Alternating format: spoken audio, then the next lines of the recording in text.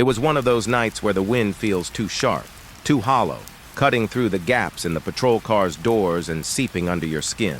I was still new to this, still wearing the weight of my uniform like it might somehow protect me from whatever darkness prowls rural roads at 3 in the morning. My coffee had gone cold hours ago, but I didn't bother heating it again. Not that it mattered. I hadn't felt awake for the past hour, my eyes heavy behind the rims of the fluorescent dashboard lights. The radio crackled, snapping me into attention. Unit 7, we've got a call about a possible break-in at the old Lawson farmhouse. Requesting immediate response, I paused. The old Lawson place. Nobody lived there anymore. It had been abandoned for years after Mr. Lawson passed away. The neighbors had whispered about it, of course. Strange noises at night, lights flickering in the windows when the house should have been dark, and the faint smell of something burning in the air even though no one lived there. I'd laughed those stories off at the station, pretending to be too cool for the rural legends. Now, though, sitting alone in my patrol car with the heater barely keeping me warm, I didn't feel so cocky. Copy that. On my way, I replied, my voice sounding foreign even to me. The road to the farmhouse was narrow, lined with skeletal trees whose branches scratched at each other like claws. I drove slowly, keeping my eyes on the dark shapes along the shoulder.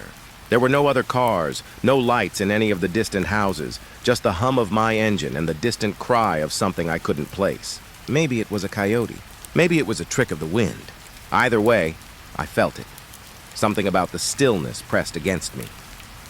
As I approached the turnoff to the farmhouse, the road disappeared under a patch of fog that hadn't been there a moment ago. I slowed again. My hands gripped the wheel tighter than they should have, knuckles white. It was stupid, I knew. Fog wasn't supposed to scare a grown man in a uniform.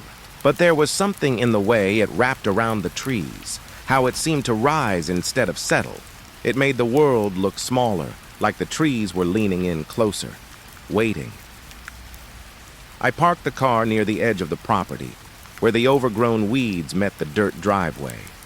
The farmhouse loomed in front of me, black and empty, its windows like dead eyes staring back. I grabbed my flashlight and stepped out, boots crunching against the frost-covered grass. The air was colder than I expected, sharp against my cheeks. I could see my breath forming clouds in front of me. The front door was closed. Too closed. Not locked, just shut.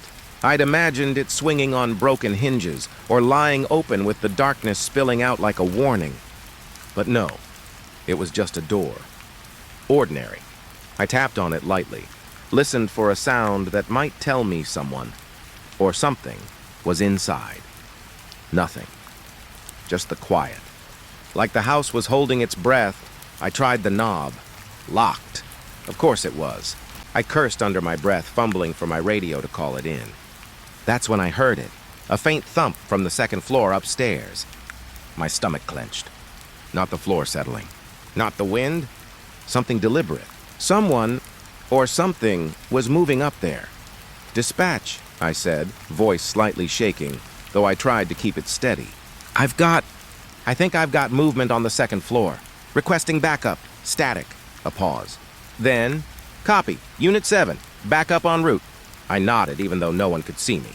My flashlight trembled slightly in my hand as I shined it at the front door. Shadows clung to the corners of the windows, deep and unnatural. The thump came again, this time followed by a scraping sound like nails on wood. I swallowed hard, feeling the cold spike of fear run down my spine. I thought about calling it in, about getting back in the car and waiting for someone else. But something about the farmhouse held me in place. Curiosity, adrenaline, stupidity, call it what you want. I had to see it for myself. The steps creaked under my boots as I climbed the rickety staircase to the second floor. Dust rose in faint clouds, glittering in the beam of my flashlight. I tried to ignore the old stories I'd laughed off, about the Lawsons, about strange visitors, about the lingering sense of eyes following you through the empty hallways. But with each step I felt it. The awareness that I was not supposed to be here, that the house didn't want me. I reached the top of the stairs and paused. The hallway stretched out in front of me, dark and narrow. The thumping had stopped, replaced by silence so thick it seemed to press against my ears. I tried to listen for the creak of floorboards, for any sound at all. Nothing. Just the quiet. And then something faint, a whisper. Not words, not anything coherent, just the sound of someone breathing, shallow and deliberate. I froze. My hand went to my radio, but the words caught in my throat. Who was here? There shouldn't have been anyone. The house had been empty for years. And yet I could feel it, the presence, watching me, waiting. I took another step, the floorboards groaning beneath me. The whispering stopped. A cold draft brushed my neck, though every window was closed. The beam of my flashlight landed on the first bedroom door. It was slightly ajar. My heart pounded. I told myself to breathe, to think logically. Maybe it was an animal. Maybe a raccoon got in through a broken window. Anything but the thoughts crawling in the back of my mind that maybe, just maybe, the house wasn't empty. I pushed the door open. Nothing, just a room. Old furniture covered in white sheets. Dust motes floated in the air. I let out a shaky breath. My rational mind told me I was safe. My gut said otherwise. That's when I heard it behind me. A door creak. Slow. Deliberate. Turning around, I shone my flashlight down the hall. Nothing. I stepped back toward the stairs. The beam of my flashlight caught movement in the corner of my eye. Something at the edge of the hallway, retreating into the shadows. I swear it was a figure. Just for a moment. Human-shaped, maybe. And then gone, my chest tightened. My ears rang. I fumbled for my radio again. Dispatch!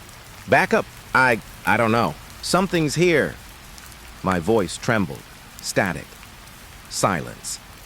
Just the faint hum of the radio. I took a step back toward the stairs, trying to convince myself I'd imagined it. I'd heard stories, of course. Every rookie does. Old houses, empty farms, strange noises in the night. Stories that kept me awake. Stories I had always dismissed.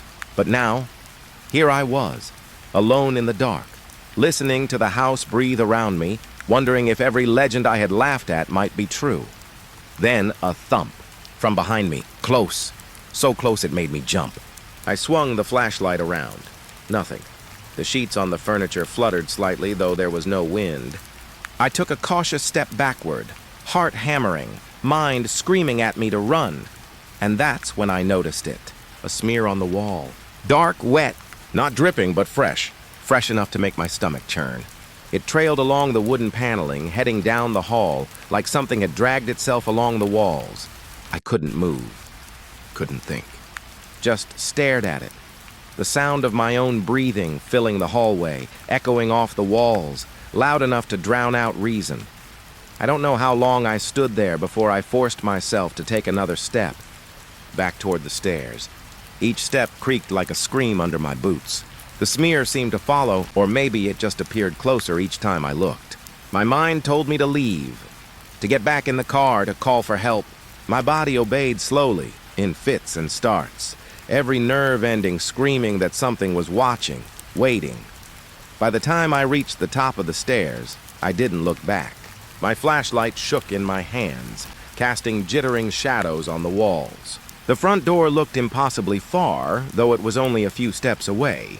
I stumbled down the steps, the cold air hitting my face as I finally pushed the door open and sprinted toward the car. I didn't stop until I was inside. Engine roaring, hands gripping the wheel like it could protect me from what I'd just seen. I tried to call dispatch, tried to explain, but the words caught in my throat. Just a simple stammered, I'm okay. I'm on my way back. I never wanted to go back to that house. And even now, thinking about it, I can feel the emptiness of the farmhouse staring at me, watching me, waiting. Something about that place isn't right.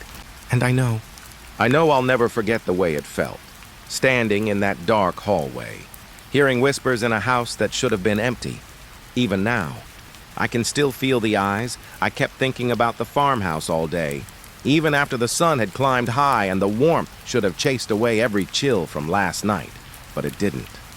The memory of that dark hallway, the smear on the wall, the faint whispering, it followed me like a shadow I couldn't shake. My partner tried to brush it off. Old houses make sounds, he said. Wind, settling wood, your imagination. I wanted to believe him, I really did. But I knew what I had heard, and I knew what I had seen. That night, I found myself back at the farmhouse, alone. I told myself it was just routine. Check for signs of squatting. Make sure nothing was damaged. All professional, all procedural. But the closer I drove, the tighter the knot in my stomach became. The road seemed narrower this time, trees leaning in closer, whispering with the wind. The fog had returned, thicker than before, curling around the edges of my headlights like ghostly fingers. I parked at the edge of the property, leaving the engine running, and stepped out. The grass was wet, heavy with frost clinging to my boots. The air smelled faintly of damp earth, wood smoke, and something else I couldn't place. Something sour, metallic. It made the back of my throat tighten. The front door was still shut, just like the night before. I hesitated, hand hovering over the knob, the old stories crawling into my mind again. The neighbors' whispers, the Lawsons' tragic deaths, the rumors about the house that refused to stay empty. I shook my head. I had to focus. This was my job. I pushed the door open. The hinges groaned in protest, a low, wet sound that seemed almost alive. Inside, the air was thick, stale, carrying the faint scent of rot and dust. My flashlight cut a narrow path through the darkness, illuminating peeling wallpaper, broken furniture, and the sheets draped over chairs like forgotten ghosts. I swallowed hard. This place hadn't been touched in years, yet it felt present, watching, waiting. I moved through the first room, my boots crunching on scattered debris. Each step seemed unnaturally loud. I heard it then, a soft thump from somewhere deep inside the house. Not upstairs this time. The sound was low, rhythmic, almost deliberate. My stomach clenched. I told myself it was probably the floor settling, but the sound didn't match the creak of old wood. It had weight, presence. Something in the house was moving. I followed it cautiously, flashlight beams swinging from wall to wall. Shadows leapt and twisted in the corners, distorted by the light, or maybe they weren't distorted. Maybe they moved on their own. I stopped in the doorway of what had once been the living room. The furniture was scattered, broken, but nothing had been overturned recently. And yet I could feel it. Something had been here, and it hadn't left. A whisper floated through the room. Just a murmur, barely audible. I froze. My own voice whispered back in my head, telling me to leave. But my feet moved forward anyway. The whisper grew slightly, like someone standing just beyond the flashlight's reach, speaking directly to my mind without forming words. The hairs on my neck prickled. My stomach roiled. Every instinct screamed to run, but I couldn't. I had to see. The kitchen was next. Broken cupboards hung open, plates scattered across the floor, half rotted. My flashlight caught a dark smear along the wall, like the one upstairs, but this time longer, more deliberate. I stepped closer, heart hammering, and realized it was dry, crusted, almost black. I had no idea what it was, but the instinct to touch it, to understand it, warred with every sense screaming at me to back away. I didn't touch it. I couldn't. Then the thumping started again, this time from the hallway beyond the kitchen, slow, steady, almost like footsteps. But when I turned toward the sound, there was nothing. Only darkness. Only shadows pooling in the corners of the walls.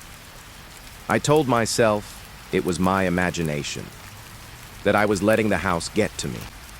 But the truth was, I knew better. The shadows didn't belong to the light. They moved against it, retreating, advancing, whispering with their own silent language. I followed the hallway slowly, flashlight cutting slices through the darkness. The floorboards creaked under my weight, each groan echoing like a warning. And then I saw it, a figure at the end of the hall. I froze, heart in my throat, tall, thin, barely there, standing just at the edge of the light. It didn't move, but I knew it was looking at me, watching, judging. I blinked, and it was gone. I told myself I had imagined it. I had to have. My mind was playing tricks after the first night, after all the stress of the job, the stories I'd heard, the house itself. But then the whispering returned, closer this time, circling around me. I couldn't tell which direction it came from. The walls themselves seemed to breathe, pulsing with a rhythm that matched the pounding of my heart. I moved on, careful, deliberate. The next room was the dining area. Chairs were overturned. Dust coated everything, yet there were footprints, bare, wet, leaving dark impressions on the old wooden floor. They didn't belong to me. They stopped in the middle of the room, stopped, and then nothing. Like whoever or whatever had been here had vanished. I felt a cold draft brush the back of my neck. My flashlight flickered. I spun around. Nothing. Just the room, silent, empty, and waiting.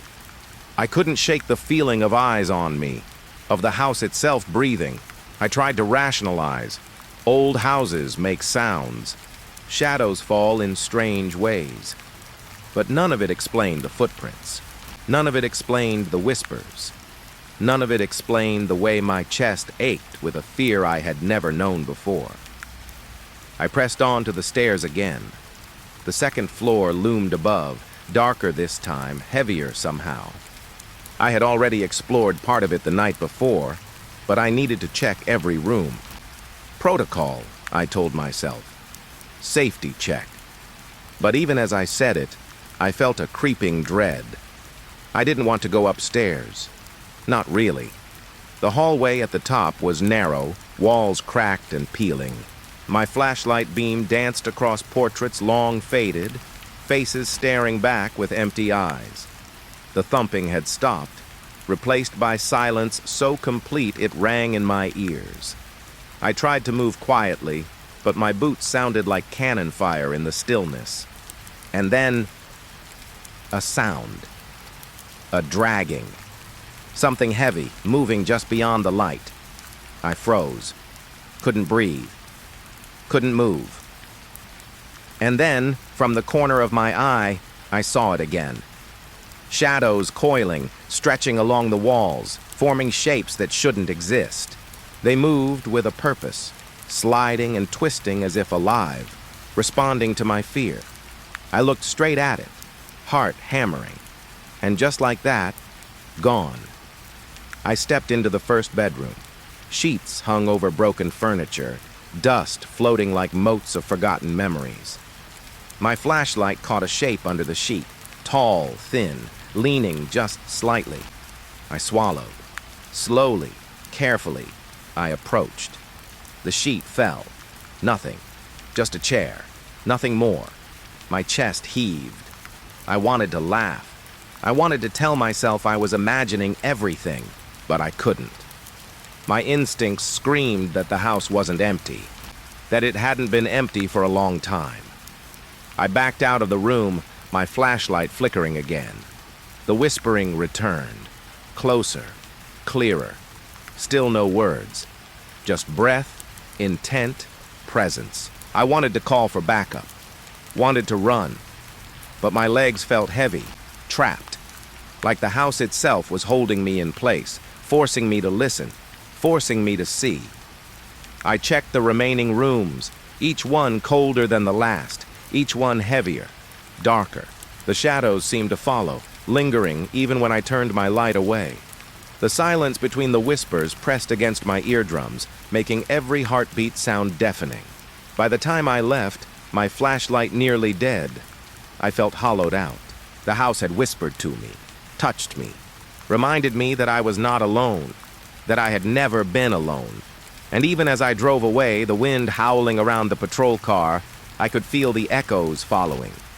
I don't know what I heard exactly. I don't know what I saw. But I know the farmhouse is alive. Not in the way a living creature is alive. Not warm and breathing, but patient, endless, waiting, and it doesn't forget. And I don't think I ever will. I never thought I would find myself back inside that farmhouse again. After the first night, after the whispers and shadows, my partner had begged me to call it in, to leave it alone. but something about the place had a hold on me. I couldn't explain it. Not logically, not rationally. It was as if the house had left a part of itself inside my head, a cold, persistent weight that wouldn't go away until I saw it all, until I understood. That night, I parked the patrol car in the familiar spot, the gravel crunching under my tires. The moon hung low, pale and thin, casting a sickly silver light over the land.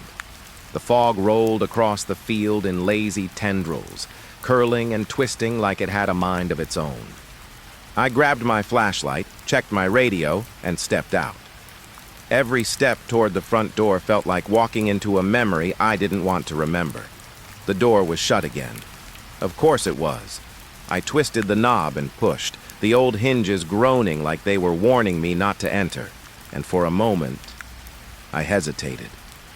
The air was heavier here than outside, thicker somehow, full of the scent of dust, decay, and something else. Something that made the back of my throat tighten. I took a breath, forced it down, and stepped inside. The beam of my flashlight cut through the darkness, illuminating the familiar horrors, the peeling wallpaper, broken furniture, and the sheets that draped over chairs like silent, patient ghosts. I reminded myself to keep calm, to take this step by step. Check the ground floor first, then the second. Simple procedure, easy, rational. I started in the living room.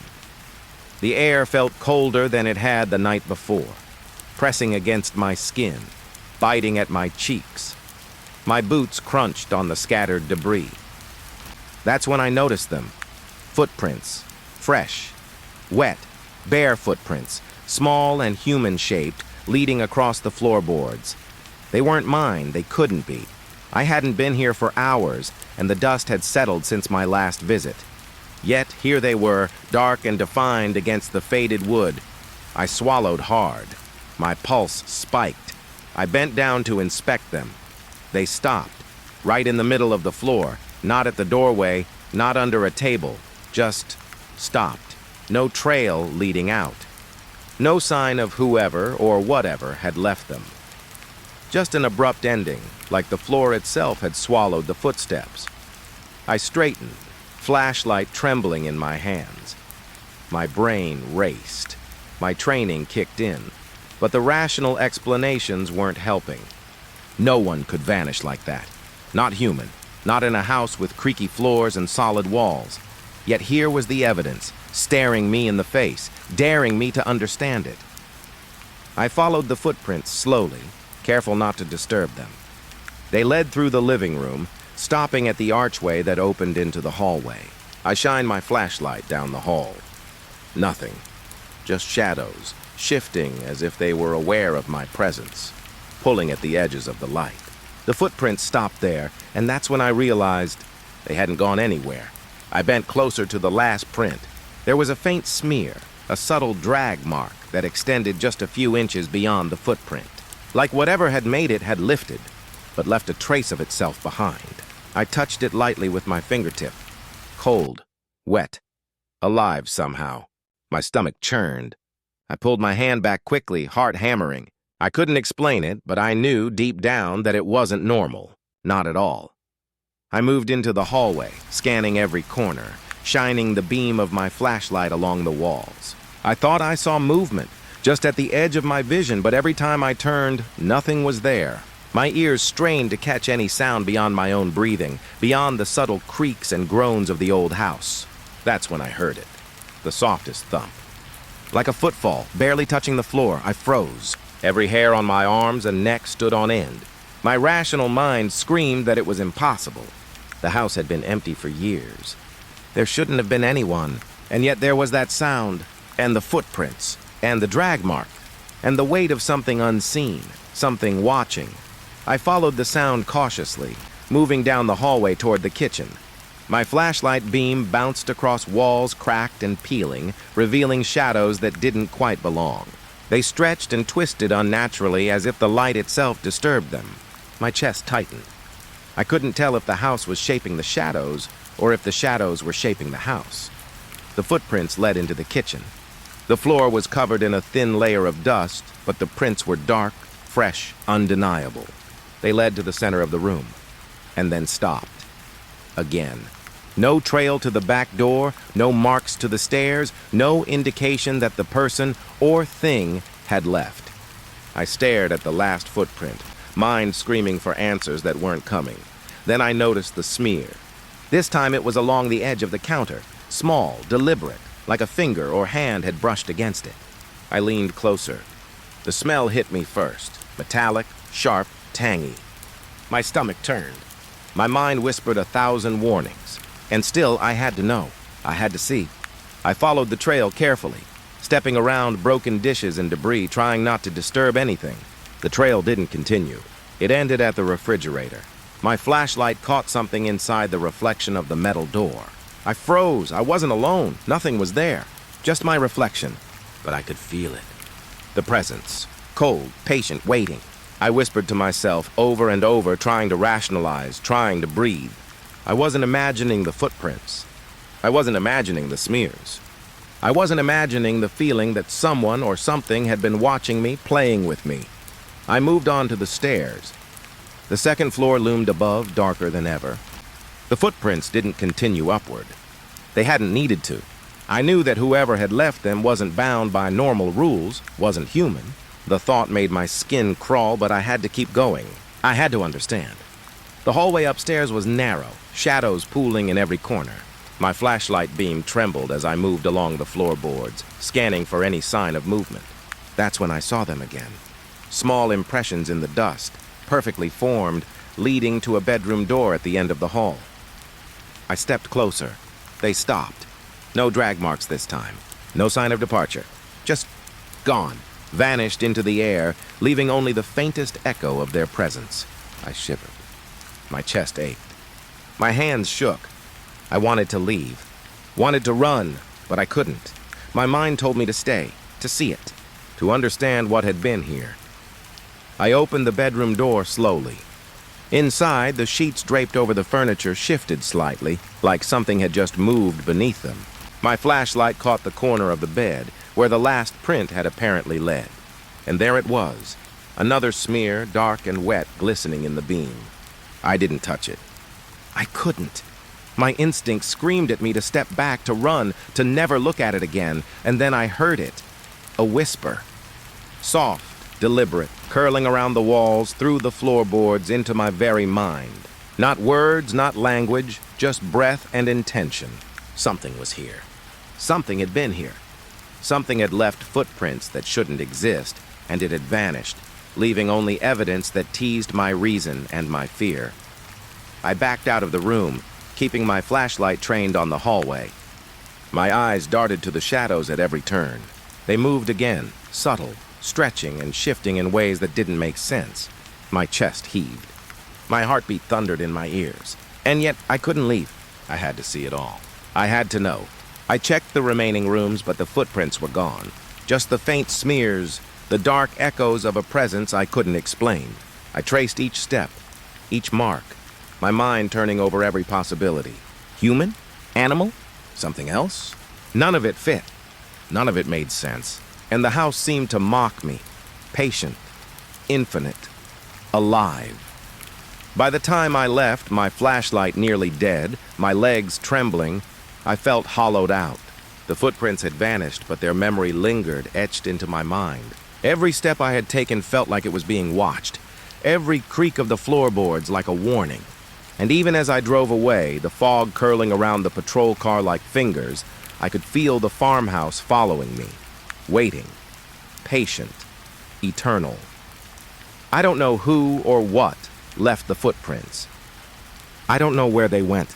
And I know deep down I may never understand. But I know this, the house remembers. And now somehow so do I. Even now I can still see the prints in my mind, dark against the faded wood, stopping abruptly, as if whoever made them had vanished into nothing, leaving me alone with the sound of my own fear. I thought leaving would be easy. That's what I kept telling myself. One last sweep of the farmhouse, a few photos for evidence, and then I could get back in the car and drive away. Back to warmth, back to light, Back to a world where shadows didn't move and whispers didn't follow you. But leaving turned out to be harder than I imagined. I stepped outside, expecting the familiar gravel driveway and the frost-covered grass. But the world had changed. The fog I had seen before wasn't just on the ground, it was thick, curling around the farmhouse like living fingers. It clung to the trees, curling up their branches, wrapping around the corners of the porch. My headlights barely cut through it. The beam was weak, flickering as if the fog itself resisted illumination. I slid into the driver's seat, shivering, hands still trembling from the cold and the memory of the footprints and the shadows. I started the engine. The car roared to life, but as I turned onto the driveway, I realized something was wrong. The gravel beneath my tires seemed endless, stretching farther than it should. I had turned the wheel, expecting the familiar curve of the road, but it wasn't there. Just more fog. More nothing. I tried to reverse, thinking I had misjudged the turn, but the car didn't respond the way it should. It slid slightly, as if on ice, though there was none. My stomach turned. Panic rose, sharp and bitter. I told myself to breathe, to think, logic, rules, roads lead somewhere, cars move, people leave, right? I drove slowly, cautiously, but every turn I took led me back to the same spot. The farmhouse, looming like it had grown overnight, larger and darker, its windows like dead eyes watching me. I rubbed my forehead, trying to shake the disbelief, trying to tell myself it was a trick of the fog, a misjudgment. But deep down, I knew it wasn't. The wind picked up, cold and wet, whipping against the patrol car like a warning. The fog thickened, curling around the tires, pressing in on the windows. I couldn't see the road, couldn't see the edges of the driveway. The trees on either side seemed closer now, their skeletal branches tapping against each other in a rhythm I couldn't place. I felt small, trapped, a puppet in a house's game I didn't understand. I tried to call dispatch. My fingers fumbled with the radio, but there was nothing. Static, a high-pitched whine, and then silence, the kind of silence that presses in heavy and expectant. I spoke into the radio anyway. Dispatch! Come in, I'm stuck. I can't. My words cut off, swallowed by the fog, by the emptiness outside, by the house itself. I turned the wheel again, desperate, following instincts more than memory. Left, right, straight, nothing worked. Every turn brought me back to the same driveway, the same front of the farmhouse, the same windows staring like eyes that had waited decades for me to arrive. I tried to step out of the car again, to look for markers, for something real, but the air was thick, almost solid, pressing against my chest. My boots sank slightly into the frost-covered grass, and when I looked up, the farmhouse had shifted. Not physically exactly, but something about it was different. Taller, darker, more alive. I climbed back into the car, heart hammering. My hands gripped the wheel so tightly I could feel the bones of my fingers pressing against the leather. I tried to start the engine again, hoping if I drove fast enough I could escape. But the car wouldn't move. I pressed the accelerator, nothing. My stomach turned. Fear pooled in my gut, sharp and cold. I wanted to scream, but the sound caught in my throat. I closed my eyes for a moment, trying to center myself to remember the route I had taken to get here. But my memory betrayed me. The trees, the road, the driveway, they were all wrong. Curved differently, taller, narrower, and the fog. It had a rhythm now, like it was alive, breathing around me, controlling me. My pulse pounded in my ears. I was alone. I was trapped. I was not meant to leave. I remembered the footprints, the smears, the shadows, the whispers. Everything I had seen inside the house, it wasn't done with me. The farmhouse didn't want me to leave, and somehow, impossibly, I believed it. Not with my mind, but with every part of me. I tried again, turning the wheel, following the road that should have led back to the main street.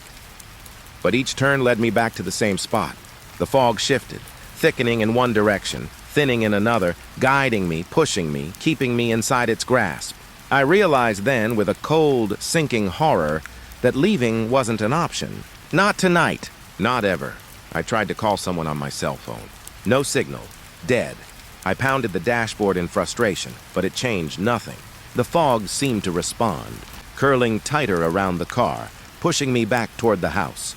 I could feel it, a cold pressure, like invisible hands pressing on my shoulders, guiding me, warning me.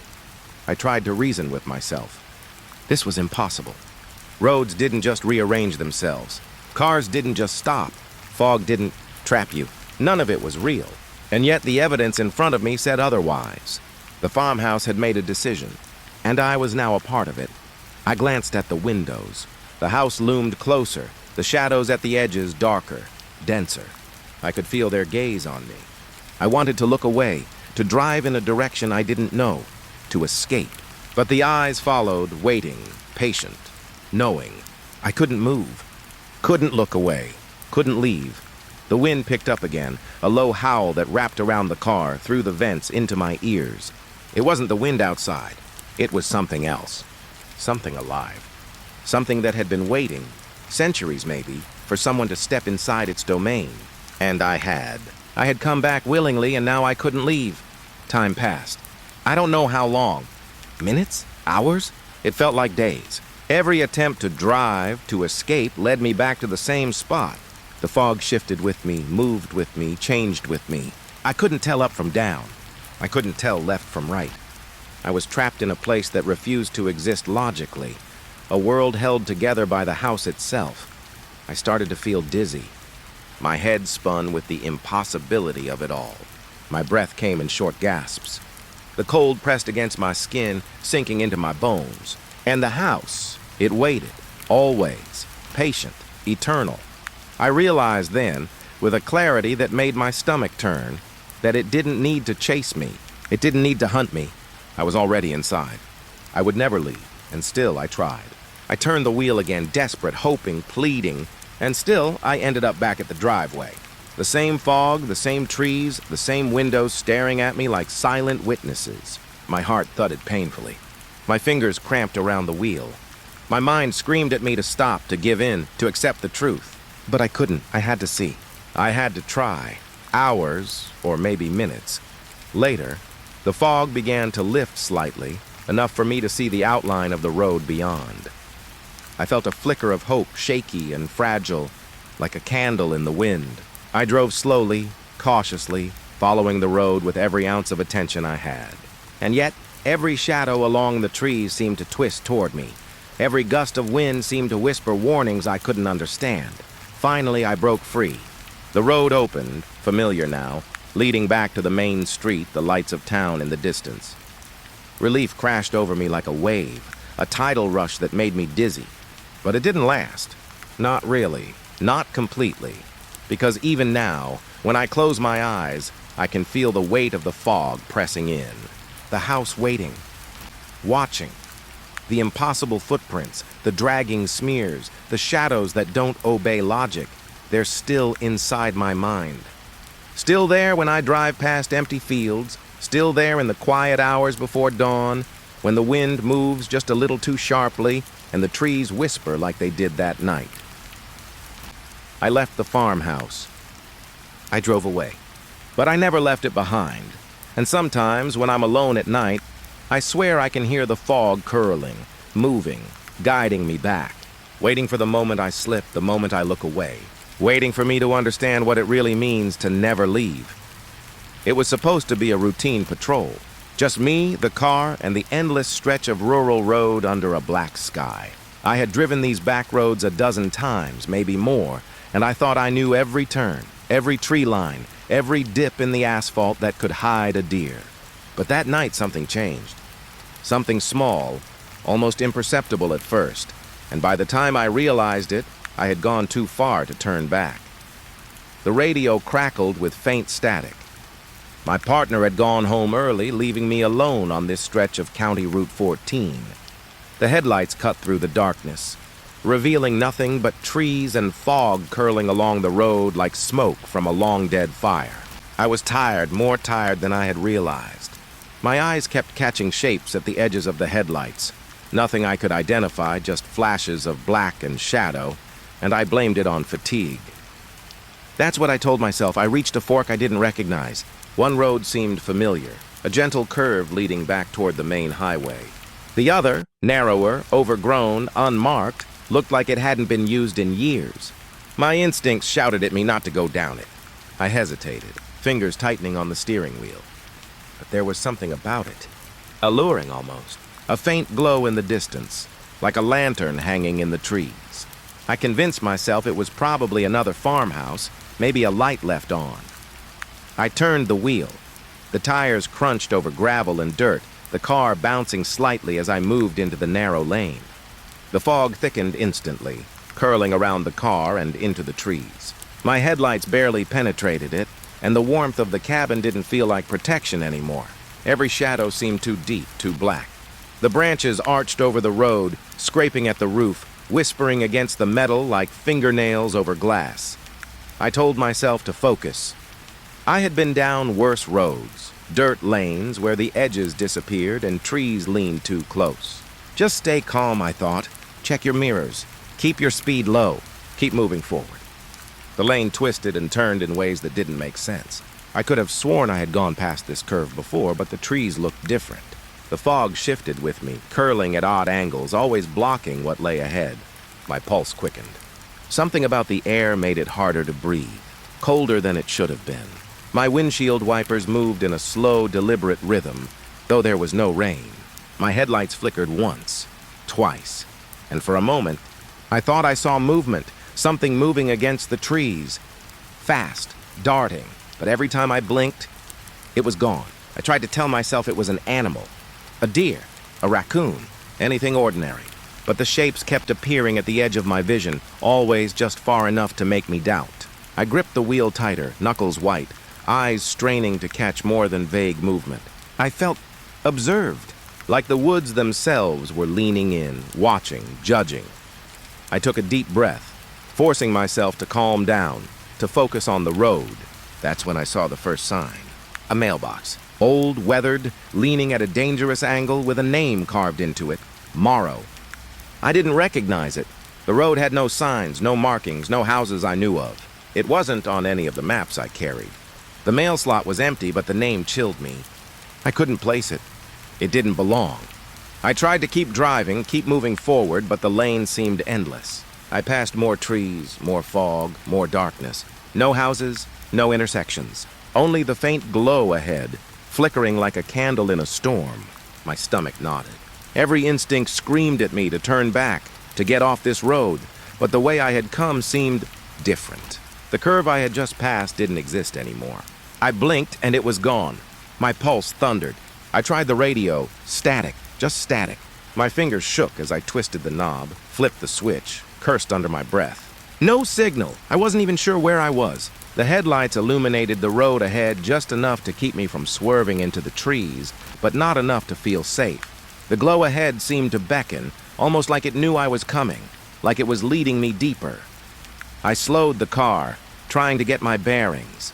That's when I noticed the air itself felt heavier, pressed in. Like someone had draped a blanket over the world, and the fog was just a mask for something worse. The trees seemed to lean closer, branches creaking in ways that weren't quite wind, and I swear I heard whispers, low, almost imperceptible, brushing against my ears. No words, just intent. I swallowed hard, trying to convince myself I was imagining it. I wanted to be imagining it. The glow ahead flickered, wavered, and then I realized it wasn't a lantern or a house. It was just light, impossible and shapeless, hovering between the trees. It didn't move with the wind. It didn't belong. My gut clenched. I wanted to turn around, to leave this road behind, to forget I had ever driven down it. But the road had changed again. The lane behind me had vanished. Or maybe it never existed. I drove on, more cautiously, every nerve alert. The fog thickened further, almost solid, like I was driving through clouds that had weight. The branches scratched the car again, but differently this time. Deliberate. Slow. Testing. I imagined a hand brushing across the roof, fingers curling just slightly, and I shivered. My radio crackled again, static, no voices. Just a high, piercing whine that made my ears ring. Time became impossible to measure. Minutes? Hours? It didn't matter. Every turn seemed to lead me deeper, farther from the world I knew. Every shadow seemed to stretch toward me, reaching, curling, almost conscious. My heartbeat pounded in my chest, loud enough that I could hear it over the hum of the engine. My thoughts raced. I tried to focus on the basics. Keep moving. Keep breathing. Keep your hands on the wheel. Simple, routine, logical. And then I saw it, a figure, just for a moment, standing at the edge of the headlights. Tall, thin, motionless, not human and yet unmistakably aware. I blinked, and it was gone. My stomach dropped. I slammed my hands on the wheel. I wanted to scream, but I didn't. My voice would have carried into the darkness, into the fog, and I wasn't sure I wanted anything to hear me. I tried to remember the last sign I had passed. Trees, fog, that impossible light, and now the figure. Nothing matched what I had seen before. My map, my GPS, my memory, they all failed me. The road had become a labyrinth, a twisting corridor of trees and shadows that seemed to move when I wasn't looking. Panic clawed at my chest. I gripped the wheel tighter. I tried to call dispatch again, no signal. I tried my phone, dead, and then I realized I didn't know where I was. I couldn't find the beginning of the road, the point where I had taken the wrong turn. It had vanished. I had vanished into it. The glow appeared again, closer this time. Floating, impossible. It didn't illuminate the path ahead. It just hung there waiting, patient, silent. I tried to turn the wheel, drive past it, but the car felt heavy, as if the fog itself resisted me. My mind raced. I tried to rationalize. Maybe it's a trick of light. Maybe it's fatigue. Maybe I imagined the figure. But the fear in my chest told me none of it mattered. The road bent again, unnaturally, wrapping around itself, and I realized the only way forward was to follow it. I had no choice. I drove slowly, each inch deliberate, eyes darting to the trees, the fog, the light. I felt observed, watched, tested. Like the road itself was alive and I was nothing but an insect caught in its path. Eventually, after what felt like hours but could have been minutes, the trees began to thin. The fog lifted just slightly. I glimpsed the familiar lines of the main road ahead. Relief crashed over me, but it was fleeting. The memory of the wrong turn, the figure, the impossible glow, and the whispering fog stayed with me. It clung to my mind. I knew I had been somewhere I shouldn't have, somewhere the world had forgotten, somewhere I could never forget. I made it back onto the familiar road. The headlights revealed the stretch of asphalt I knew, the signs, the empty fields. Safe, real, logical. I slowed the car, heart still hammering, and tried to breathe normally. Tried to shake the feeling that the trees were still leaning in, still watching. But I couldn't. That road had marked me. I had seen something impossible, something patient and deliberate, and I knew I would never truly leave it behind. Even now, when I drive past unmarked lanes, my mind flickers back to that wrong turn. The fog, the figure, the impossible glow. And I know deep down that roads like that exist. Roads that twist and shift, that wait for someone to wander down, and once you do, there's no turning back. After the wrong turn, I thought I'd seen the worst that road could throw at me. But driving back onto the main stretch didn't bring comfort. It brought unease.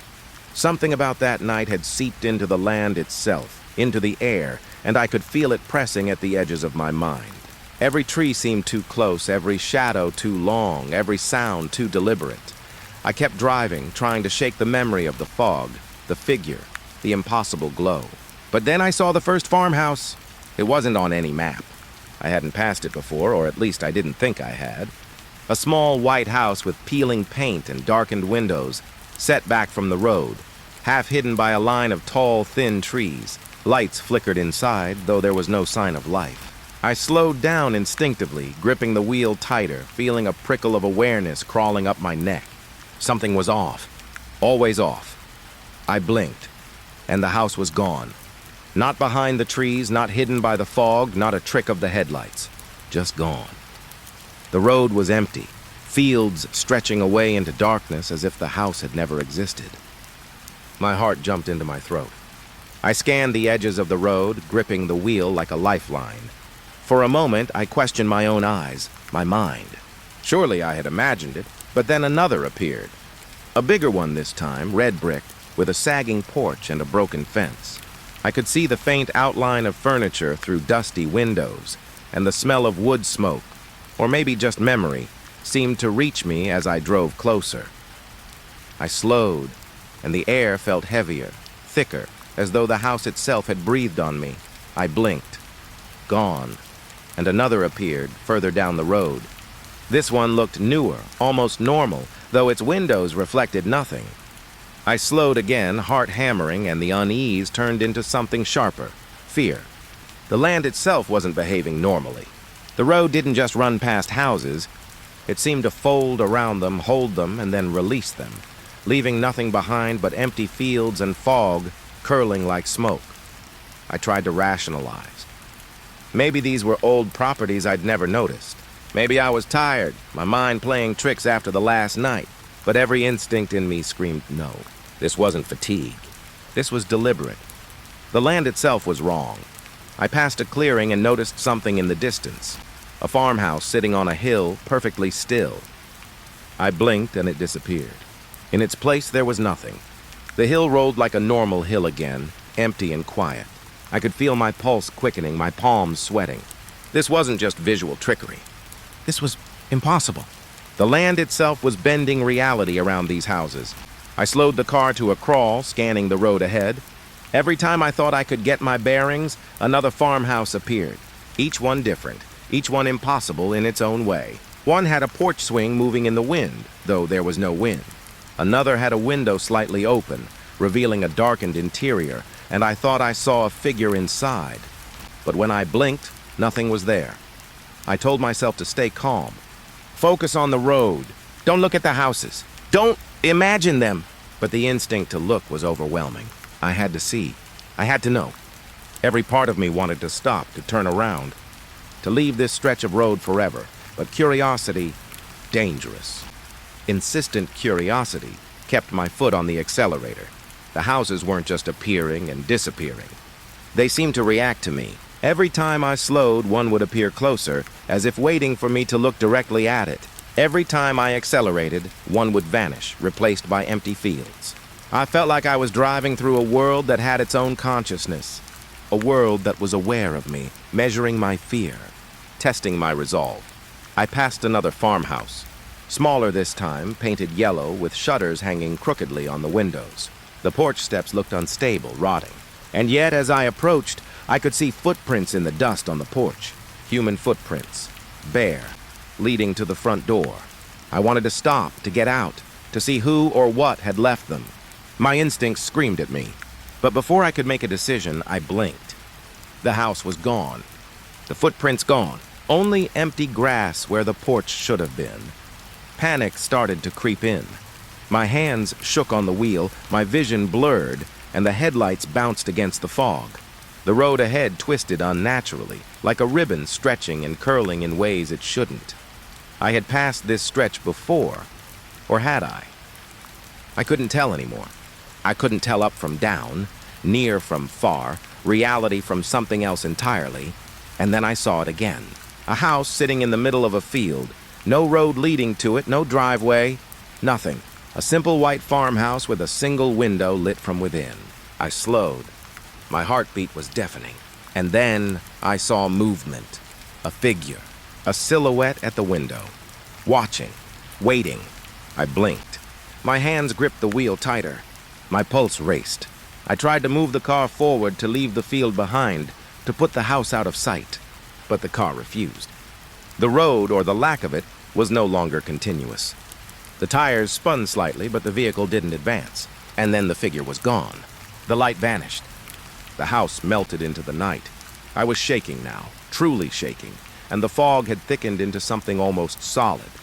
It clung to the car, pressing against the windows, curling over the hood like smoke that could choke. I tried the radio.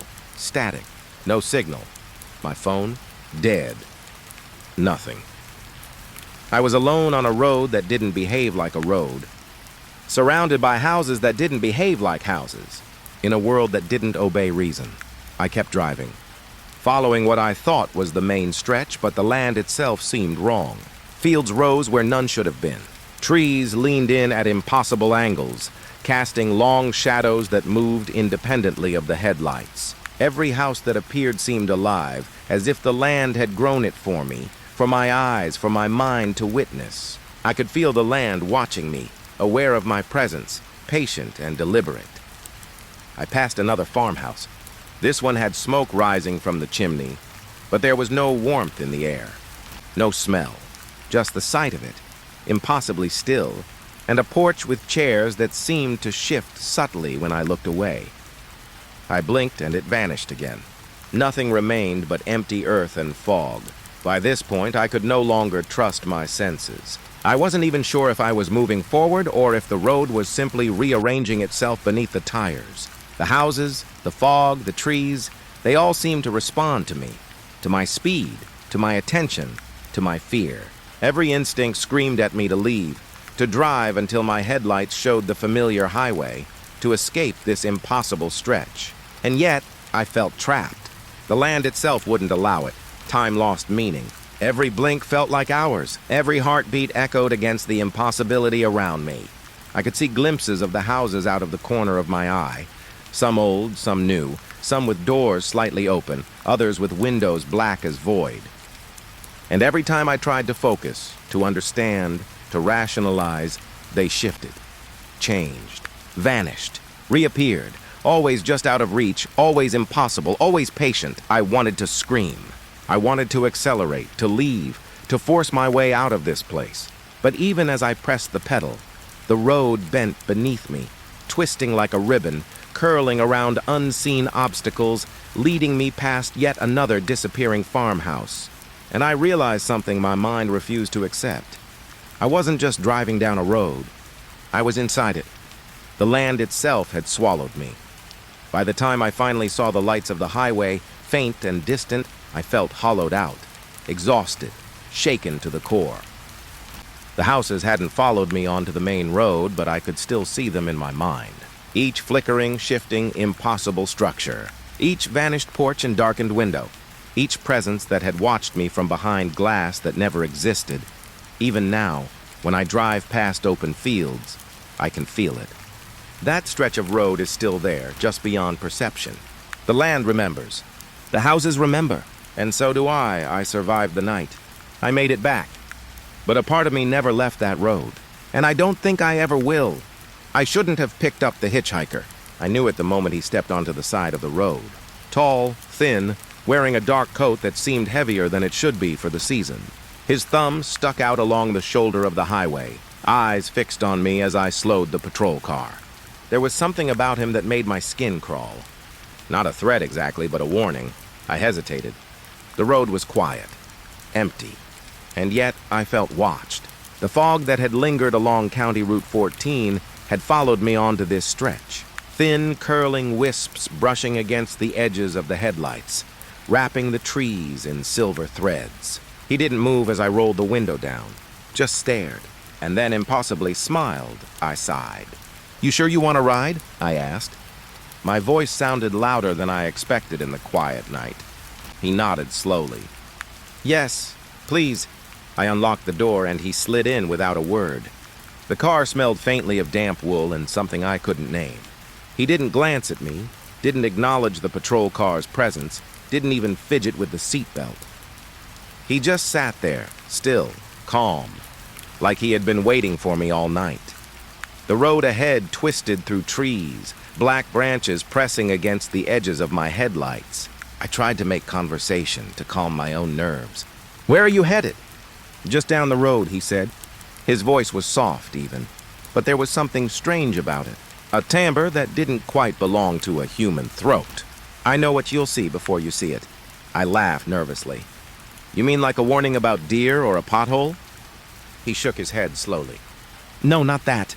Things you haven't noticed yet. Things that will happen if you don't pay attention, if you follow the road too closely, if you blink, if you doubt what your senses tell you." I frowned, unease crawling up my spine. "Are you serious?" "Yes," he said. And then he began to tell me things. Not in riddles, not in cryptic phrases, but events. Real specific events that would happen in the next few minutes. "The next curve will have a fallen tree," he said. "Your left tire will brush against a branch, and you will feel it scrape along the rim." I glanced ahead. A curve approached. I slowed. unsure if I should take him seriously. My left tire hit nothing. I exhaled, forcing a laugh. Lucky guess, I guess. No, he said calmly. It's not luck. It's observation. You are about to pass a series of farmhouses. One of them will have smoke rising from the chimney, though no fire is visible. You'll notice the windows are black. Don't look too long or you'll regret it. I swallowed hard, feeling a chill coil in my stomach. And then it happened. Smoke rose from a chimney. The house seemed ordinary at first, but the windows, they were pitch black, reflecting nothing. Not the car, not the sky, nothing. I blinked, trying to shake my disbelief. You were right, I whispered, voice barely audible.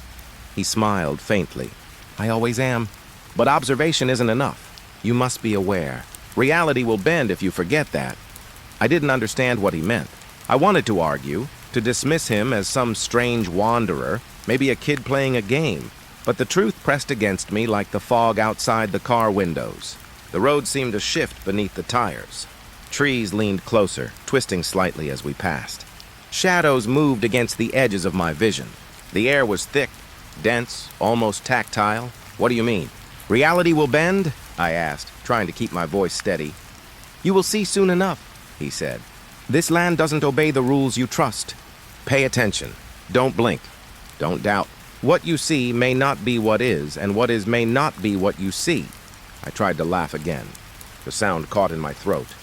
His eyes were fixed on the road ahead, yet I felt them piercing through me, seeing not just what I saw, but what I thought, what I feared. The headlights picked up something in the distance, a farmhouse that appeared briefly, then vanished before I could take it in fully.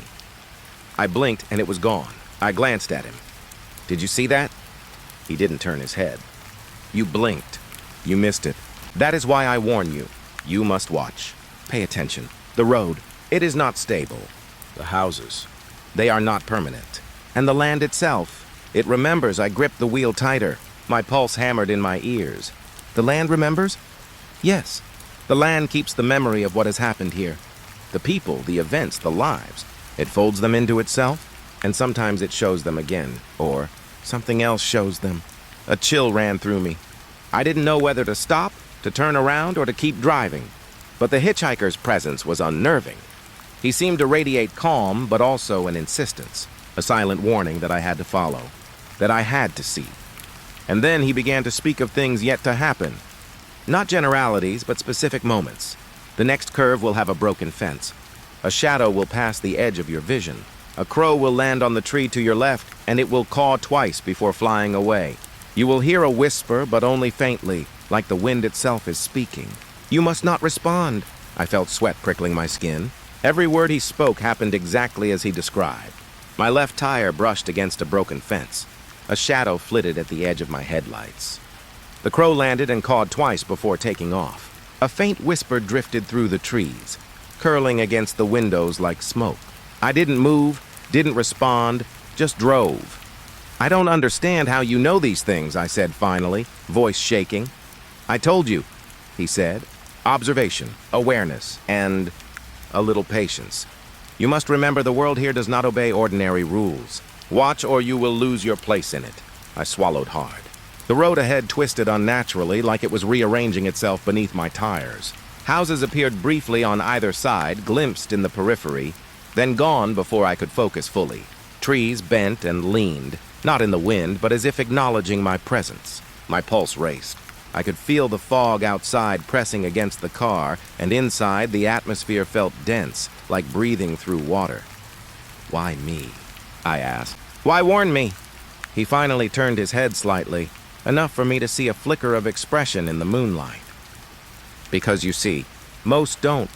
Most follow blindly, trusting that the world will obey. This road, these lands, they do not. You must see to survive it. I wanted to argue, to deny it, but even as I thought that, the world around me bent in ways I couldn't comprehend. A farmhouse appeared and disappeared in the blink of an eye. Shadows stretched unnaturally along the trees, and in the distance, a figure stood in the middle of the road, impossibly still. I blinked and it was gone.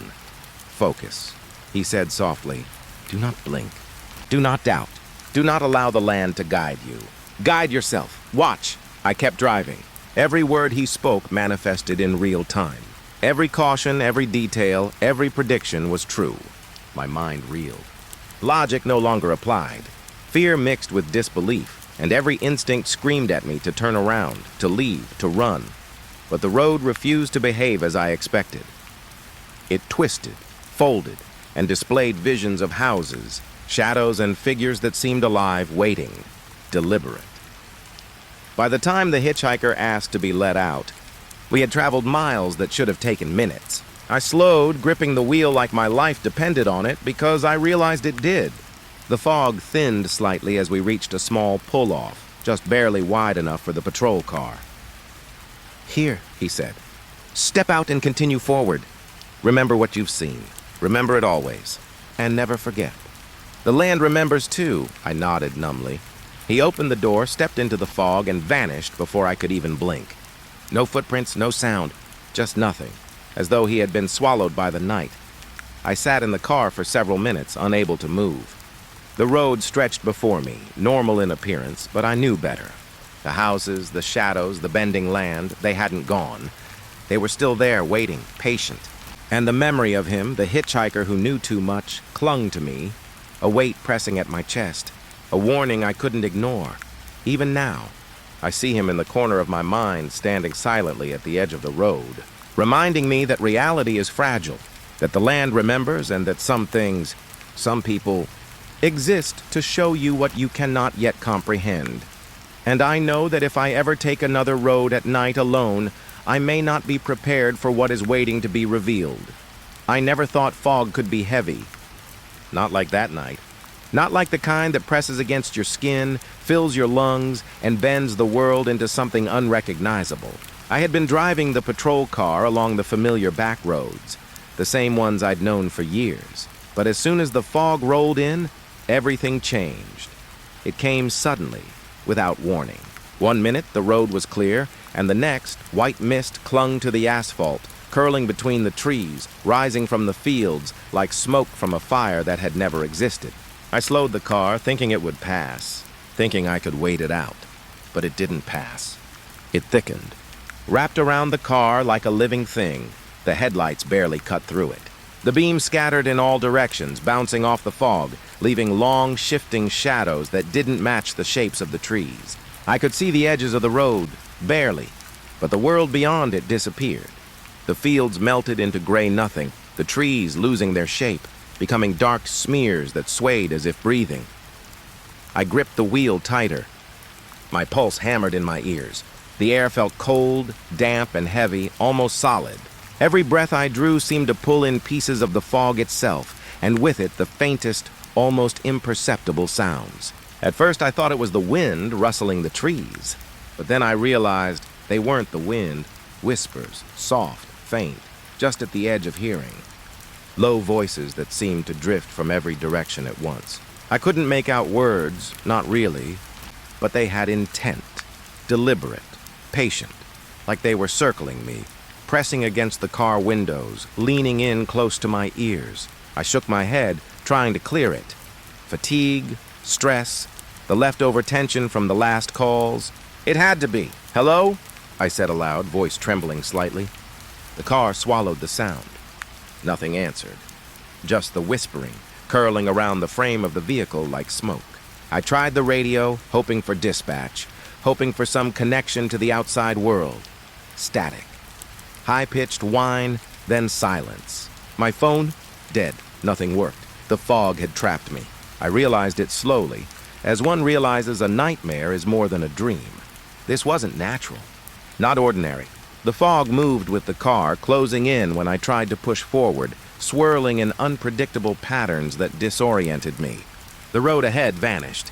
Every turn I made led only deeper into white nothing. I kept my eyes on the road, though it hardly mattered. Every shadow at the edge of my headlights seemed alive. Branches reached farther than they should. Trees leaned closer, blackened outlines pressing in. I blinked, trying to keep my focus, and when I looked again, a figure stood on the roadside. A man. Still. Silent. Watching. The fog swallowed him the moment I tried to get a closer look. Gone. No footprints. No rustling in the leaves. Just gone. I exhaled sharply. My chest burned. "This isn't real," I whispered. "This isn't real. It's just fog. It's just fog." But saying it didn't help. The whispers grew louder, as though hearing my denial made them bolder. I could feel them pressing in, brushing against my ears, tugging at my thoughts. The car's engine hummed steadily, but the fog distorted the sound. It seemed quieter, then louder, as if the mist itself controlled how the world reached me. I could barely see a few feet ahead. Every attempt to drive faster only made the headlights scatter more, illuminating fragments of twisted trees, the empty grayness of fields, and shadows that didn't belong. I tried to turn around, to retrace my route, but the road seemed to have vanished. Or maybe it never existed in the way I remembered. Every turn led me deeper, further away from the patrol route I knew, and closer to a place that seemed alive with its own intent. The fog moved like it had a mind. It shifted, thickened, and wrapped around the car, soft but unyielding, and the whispers. Always the whispers. They were patient, deliberate, circling me. I swear I could hear shapes forming in them, words unspoken but understood. A warning, a promise, a presence that belonged to the fog, not the world outside it. I tried to ignore it, tried to focus on the tires, the steering, the familiar lines of the road, but I couldn't. My mind kept trying to process what I couldn't see. Then I heard footsteps, slow, careful around the car. I spun the wheel, my heart hammering, but the tires only dug into the gravel as the fog pressed closer. The sound wasn't outside.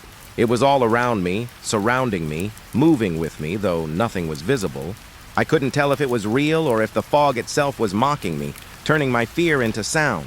I reached for the radio again, static, high-pitched whine, then a faint click, like someone else trying to speak through it. I held my breath, listening. The voice was distant, distorted, almost familiar. "You shouldn't be here," it said. The words froze me. Not just the content, but the familiarity.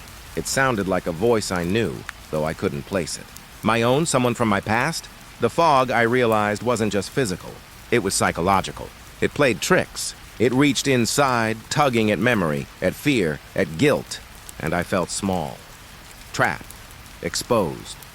I gripped the wheel tighter. My knuckles whitened. The fog swirled faster, pressing in, and I could see shapes moving just beyond the headlights. Shadows that didn't match the trees. Figures that dissolved when I tried to focus. I blinked. The shapes multiplied, mirrored in every corner of the fog. I felt dizzy, disoriented, like the world itself had gone soft and fluid. A sudden movement caught my eye. To my left, a dark shape rose from the fog, tall and thin, then fell back into nothing. My heart raced. My breath came shallow and fast.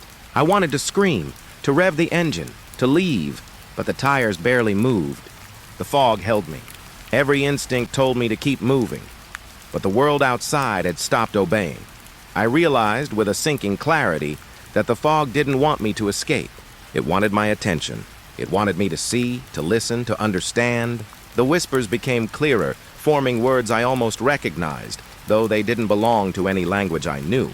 They tugged at my memory, at things I had buried, names I had forgotten, places I had never been, things I had never seen, and I felt myself unraveling piece by piece. I tried to focus on the road, on the car, on anything that was solid. My fingers clutched the wheel, my knuckles aching. I could see the outline of the trees, the faint curve of the asphalt, but it was like looking through water. Everything shifted when I moved my eyes, when I tried to take it all in. The fog responded to me, bending, twisting, always keeping me off balance. Minutes, hours, or maybe seconds, I had no sense of time, passed. The whispers grew, layered now, a chorus of unseen voices. I could feel their weight pressing on me, climbing into my chest, into my mind. I tried to start the engine again, to accelerate, but it hummed, steady, slow, nothing more. The fog didn't yield. And then, out of the haze, a figure appeared directly in front of the car. A man? A shadow? I couldn't tell. He, or it, stood perfectly still, facing me. I hit the brakes. The car skidded slightly, tires slipping on the damp road. The figure didn't move, didn't react. My pulse surged. My hands shook. I could feel it, a presence not human, not natural. The whispers crescendoed, as if exulting in my terror. I blinked, and it was gone. Nothing remained but fog, dense and swirling, pressing closer, curling around the car. The road ahead was just gray emptiness. No figure, no trees, nothing I could identify. And yet the memory of it remained, sharper than anything physical, carved into my mind. I gripped the wheel, heart pounding. I forced myself to breathe. Step by step, inch by inch, I moved forward. The fog loosened slightly, allowing me to see the edges of the road. But I knew better. The world had changed. The whispers had left an imprint. The presence of whatever had been there lingered, patient, deliberate. I survived the night. The car eventually emerged from the fog, the fields and trees returning to their familiar forms. The whispers faded.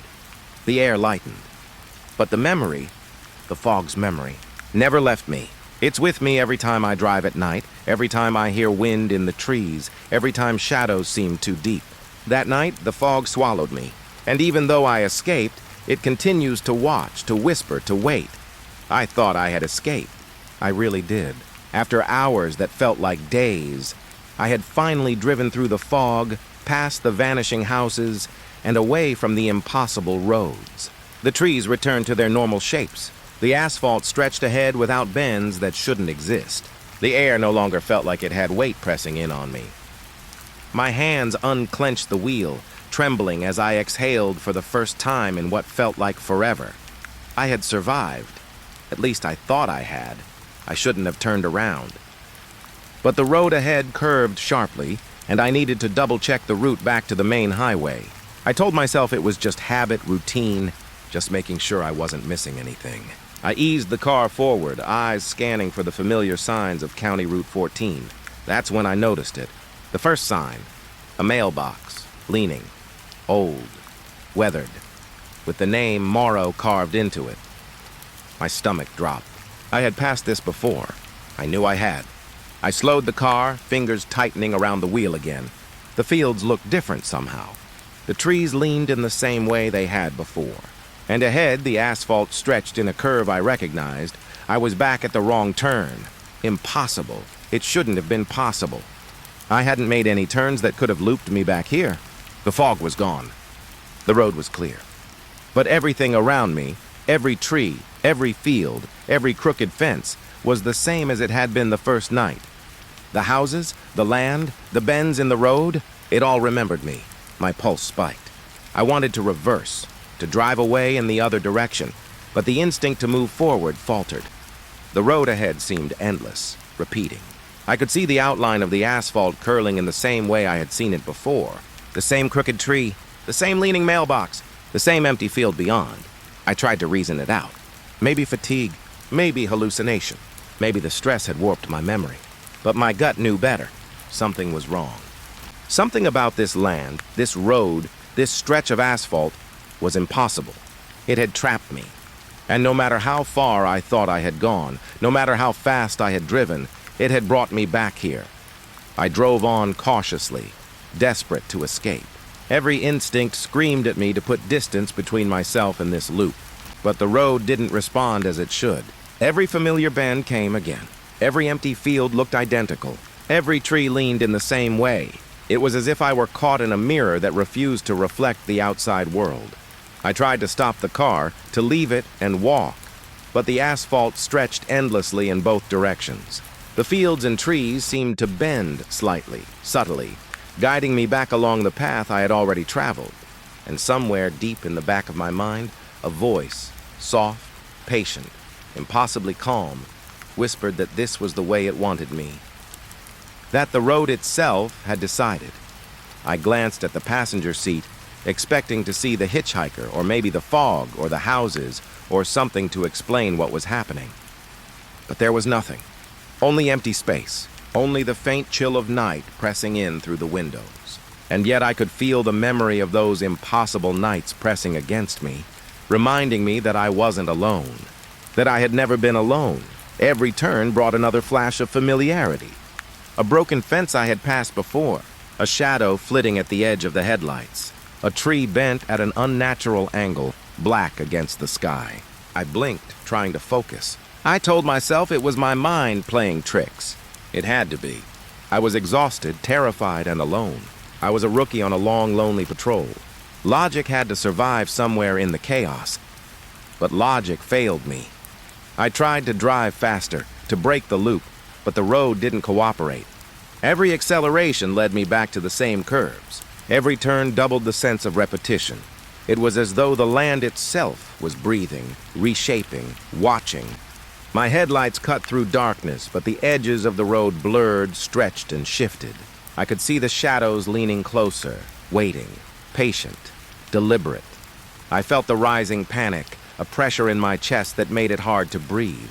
I told myself to calm down, to focus, to drive steadily, to keep my eyes on the lines of the asphalt. But every glance to the sides reminded me that the land was wrong. That the houses, the trees, the fences, they remembered. They remembered me. And somehow, somewhere, they were guiding me. Back to the beginning. Back to the start I thought I had escaped. I tried to call dispatch. The radio hummed, static. My phone? Dead. No signal. Nothing. The world outside this car had disappeared. I was alone. Completely alone.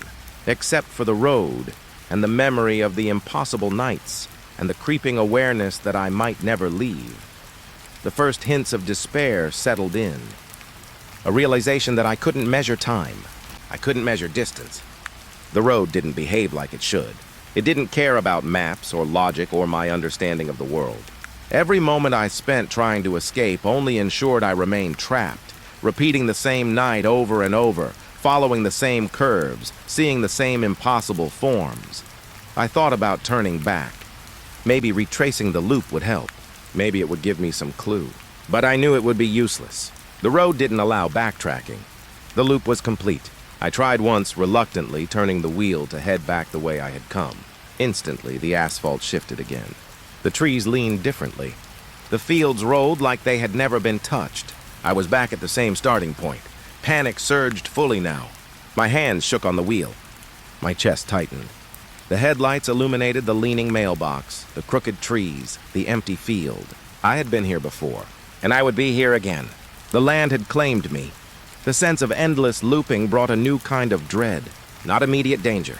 Not something physical. Something existential. The knowledge that no matter how far I drove, no matter how fast, no matter how carefully, I could never truly escape. I could never leave. The road had become its own entity, and I was now a part of it, trapped in the rhythm of curves, shadows, and impossibilities. I drove forward anyway.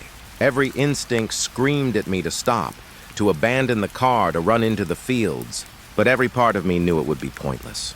The land would correct itself. The loop would continue. I would be here again, staring at the same signs, the same shadows, the same impossible stretches of asphalt. The dread was suffocating. It wasn't fear of death, exactly. It was fear of repetition, of isolation, of being caught in a world that didn't obey the rules I had learned to trust. The patrol car, the headlights, even my own body, all of it felt insignificant compared to the land itself. Patient, waiting, watching, deliberate, and yet as I drove, I couldn't stop. Even in despair, I was compelled forward, to see, to survive, to acknowledge the road's memory, to follow the loop. Every curve, every shadow, every impossible bend reminded me that I was being tested, observed. The land itself had become a presence, conscious and deliberate, and I was trapped in its gaze. I thought about the nights before. The fog, the vanishing houses, the hitchhiker who had known too much. They all felt connected now, pieces of the same impossible puzzle. And I realized with a chilling clarity that the loop was not random. The land remembered, and it remembered me. And it would not let me leave until it had finished. Hours, or maybe days, I couldn't tell, passed in a haze of asphalt, shadows, and repetition. I knew the loop would continue. I knew that even if I tried every route, every escape, the same starting point awaited. And as the headlights cut through the darkness, revealing the same leaning mailbox, the same crooked tree, the same endless fields, a new fear settled in. The knowledge that I might never find the way out, that the road had claimed me completely. and that the land itself was patient enough to wait until I forgot everything else. I drove on. It was the kind of night where the forest feels alive, like it's breathing just beyond the edge of the road. The radio crackled, breaking the silence of my patrol, and I caught the call almost by accident. Unit 12, report of a missing child near Dry Creek, dispatch said. The voice was calm, professional, but I could hear the tension underneath. The creek runs through thick woods, miles from the nearest houses, and at night, the trees swallow everything, even sound, even light. I tightened my grip on the steering wheel. Missing child calls were routine, but this one carried a weight I couldn't explain. A feeling in my chest, cold and insistent, that something was off. Not just that the child was missing, but that the woods themselves were aware, watching, waiting. I drove toward the creek, headlights cutting through the dark. The road narrow, bordered by trees that arched like ribs over the asphalt. The air was damp, earthy, carrying the faint smell of water and decaying leaves. I kept the radio on, but there was no further information. Only my own breathing and the hum of the engine. As I approached the creek, the forest seemed to close in. The trees grew taller, denser, their branches forming dark shadows that stretched across the road. I slowed to a crawl, scanning the edges of the woods. Something moved in the corner of my vision. Quick, too fast to identify. A fox? A raccoon? Maybe. But my gut told me it wasn't. I parked at the edge of the trail leading into the forest. The creek was only a few hundred feet ahead, but the darkness swallowed it completely. I stepped out of the car, flashlight in hand, and felt the damp chill seep through my uniform. The beam of light barely penetrated the shadows. The first thing I noticed was the silence. Not the ordinary quiet of the night, but something thicker, heavier. The kind of silence that presses in on you, makes your ears ring. Even the wind seemed to hold its breath. "Hello?" I called softly, my voice bouncing between the trees. The creek gurgled faintly in response, but I could swear I heard something else. A low murmur, almost like words, twisting and curling in the darkness. I shook my head. My mind was playing tricks.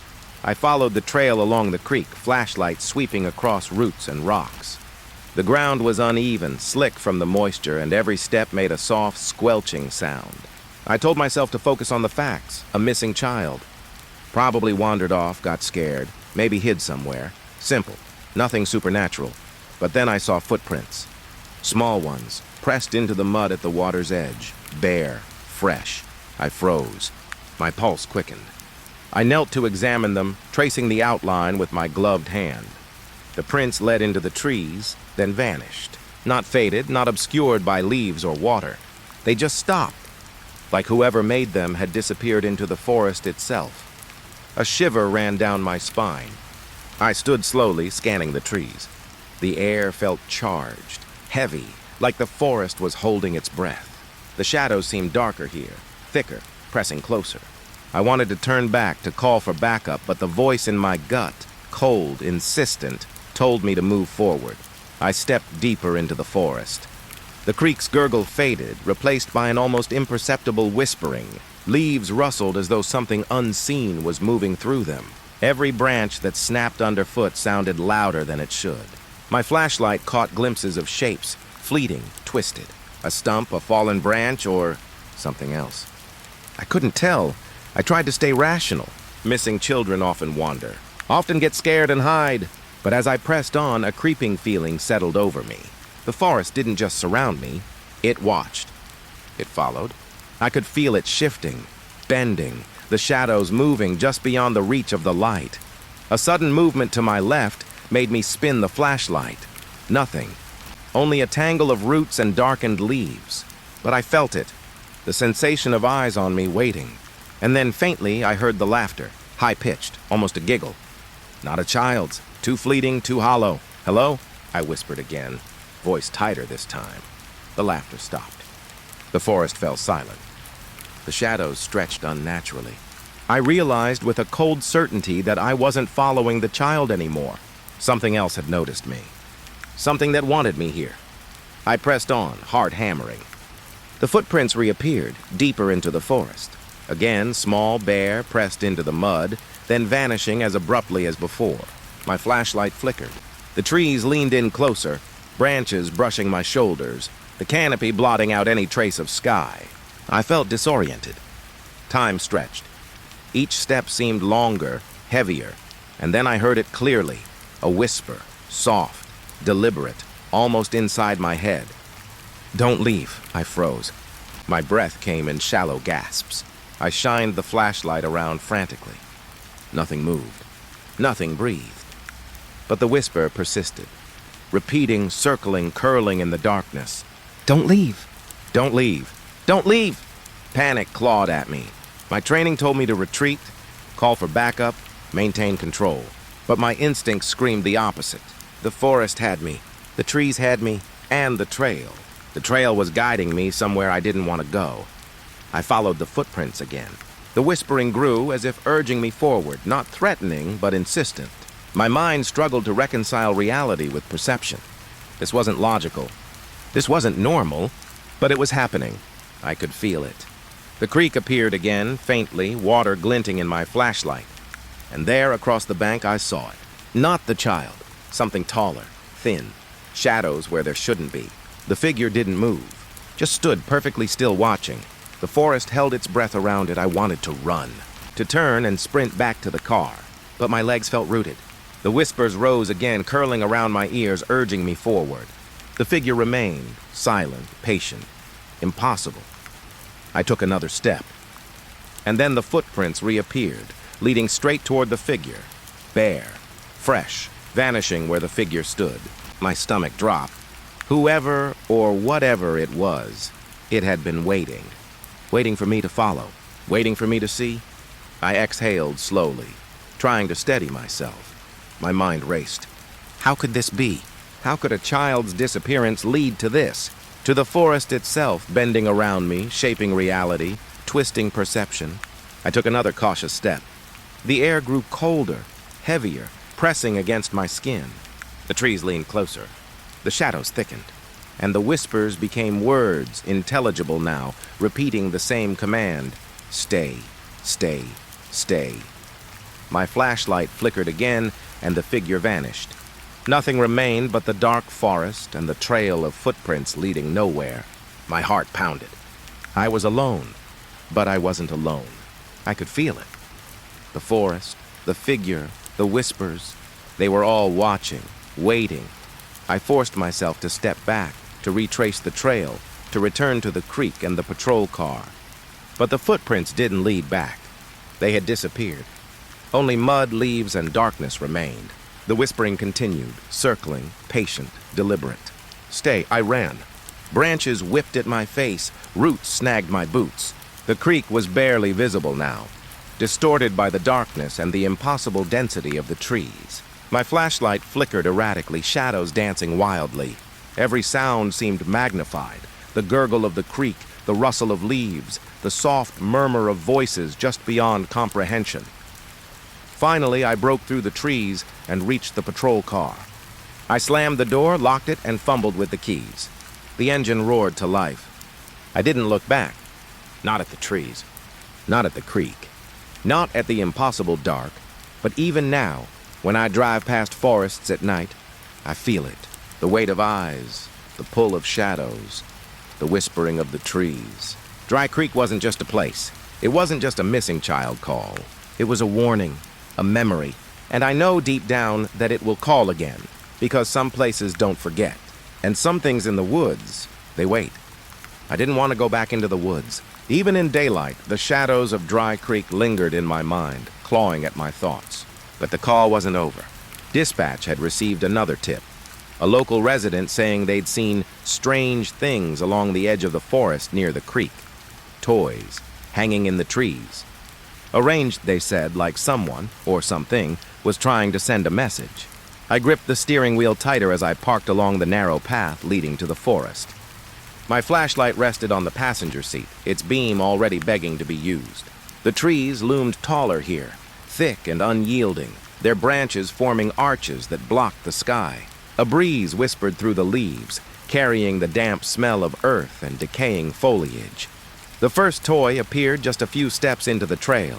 A small stuffed rabbit, its fur gray and matted, dangling from a branch by a frayed string. Its button eyes glinted faintly in the flashlight's beam.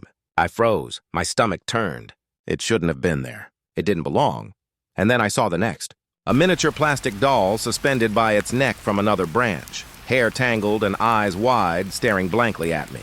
My pulse quickened. I swallowed hard, forcing myself to keep moving. Footsteps soft against wet leaves, scanning the trees as I went deeper. The toys became more numerous. Ragged bears, cracked action figures, dolls missing limbs, all hanging from branches at different heights. Some were tied with rope, others with twine. Some simply draped over limbs, balanced in ways that should have made them fall but didn't. The patterns were unsettling.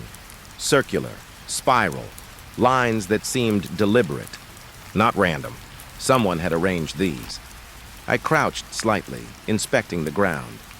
No footprints, nothing leading to or from the toys. The forest seemed undisturbed, silent but for the creak of branches swaying in the breeze. My training told me to look for evidence, to document, to call for backup. But my mind struggled to rationalize what I saw. The toys weren't simply abandoned. They were staged, deliberate. And whoever or whatever did this wanted me to see. The farther I walked, the denser the arrangement became. Small stuffed animals dangled in clusters from low branches, forming shapes that looked almost like letters or symbols. Dolls with eyes gouged out stared blankly in my direction, and I couldn't shake the feeling that the forest itself was observing, waiting for my reaction. Every shadow felt alive. Every rustle in the leaves sounded like a whisper just beyond comprehension. I forced myself to breathe slowly, to focus. Evidence, rational thought. Someone might have hung these toys as a prank, or worse, to frighten. My mind tried to normalize it, but every instinct in my body screamed that something was wrong. Very wrong. The air felt heavier here, thicker, pressing in on me. Even the sunlight filtering through the canopy seemed muted, grayed. I followed a faint trail between the trees, careful not to touch anything. Each toy I passed seemed to mock me silently, their eyes empty yet accusing. The spiraling patterns of the hanging figures led me to a small clearing. And there, in the center, was the most disturbing sight of all. A circle of toys, arranged meticulously, facing inward. Dolls, stuffed animals, even a tiny tricycle propped upright on its rear wheels. Some of the toys had markings carved into them, scratches that looked deliberate, like crude symbols. The ground inside the circle was bare, mud pressed smooth as though someone had walked carefully, tracing the circle over and over. I took a step closer, flashlight trembling in my hand. A cold sweat ran down my spine. The circle seemed alive. Not moving, not in the literal sense, but I felt it pulsate with intent, like it was waiting, expecting. I forced my mind to focus on the evidence, photos, notes, patterns. But even as I raised my camera, I realized the forest had grown quieter, too quiet. The breeze had stopped. The leaves no longer rustled. Only the faint, almost imperceptible creak of rope against branches reached my ears. Then I heard it. A whisper, low and deliberate, curling through the trees. I froze, heart hammering. My flashlight beam darted across the clearing, trying to catch the source, but there was nothing. Just toys, mud, and the shadows between the trees. The whisper repeated, faint but unmistakable. Look closer. See what is missing. I swallowed hard, stepping into the circle. My boots sank slightly into the mud. The toys loomed around me, each one silent. Yet they seemed to press inward, closer, as if the air itself were guiding me. And then I noticed the pattern. A small doll had been removed from the circle. Not obvious at first, but the spacing was wrong. My stomach lurched. Someone had been here very recently. I shined the flashlight into the trees beyond the circle. Movement flickered, impossible to track. A shadow darted between trunks faster than any human could move without making sound. I spun, trying to catch it, but the forest remained still again. The whispering returned, faint, like it was coming from inside my head. Don't leave. Stay. Panic started to rise. I forced myself to focus. Rational thought. The child. This call was about a missing child. Not shadows, not whispers. I forced my eyes to the ground again, scanning for footprints, broken twigs, anything that could indicate direction. And that's when I saw them. Tiny bare footprints pressed into the mud, small, careful, leading from the clearing deeper into the forest. I swallowed hard. Following them felt wrong. Every instinct screamed to retreat, and yet something compelled me forward. Curiosity, duty, fear, it didn't matter. I stepped carefully along the path of footprints, flashlight sweeping the underbrush, revealing more hanging toys along the way. Dolls with missing limbs, bears missing eyes, small tricycles overturned, balanced in ways that defied gravity. The whispers grew louder, more insistent, but still unintelligible. Only feeling, only pressure. The sense of being watched. The forest seemed to lean closer, shadows thickening, leaves brushing my shoulders even though there was no wind. My pulse raced.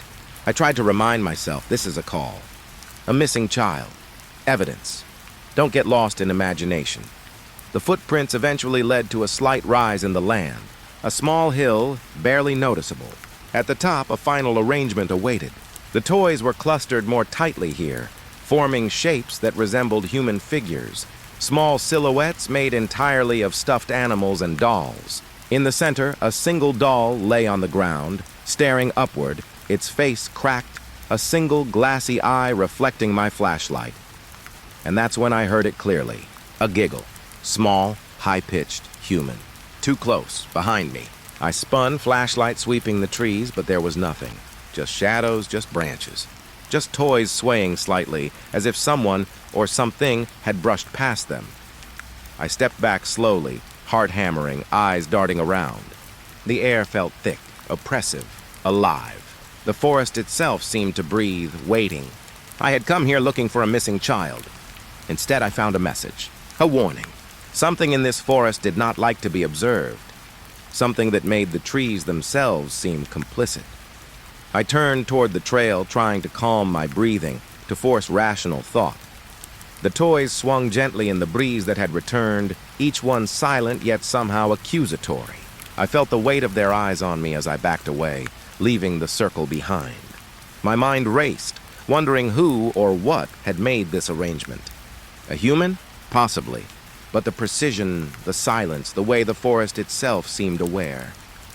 I doubted it. By the time I reached the patrol car, the sun had begun to break through the trees, casting long, distorted shadows across the ground. I locked the doors and sat inside, trying to steady my breath. The forest behind me seemed calm again, normal. But I knew better. I knew that whatever had been watching, whatever had staged the toys was still there, patient, deliberate, waiting. Even now, I can see the patterns in my mind's eye. The spirals, the circles, the small figures of dolls and bears, arranged in ways that make no sense unless the forest itself is speaking, and I am the only one left to listen. And I know that one day the call will come again, because some places never forget. And some messages are meant to be discovered, slowly. I told myself I was imagining it, that my mind, frayed from long nights on patrol and the tension of the Dry Creek case, was playing tricks. But the voice came again, soft, urgent, trembling in the trees around me. Help. Help me. I froze, flashlight trembling in my hand. The sound seemed impossibly close, yet when I swung the beam through the dense underbrush, there was nothing. Just the trees, the fallen leaves, and the creek running faintly somewhere beyond the shadows. My pulse pounded so hard I thought it would break through my chest. I called out, voice sharp and panicked. "Who's there? Where are you?" The voice responded almost immediately, and my stomach dropped. Not from relief, but from something deeper, colder. It wasn't far.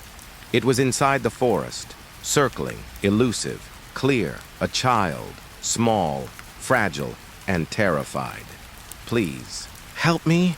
I started forward, stepping carefully over roots and slick mud. Every step I took seemed amplified in the quiet, and the flashlight's beam cut jagged shapes from the darkness.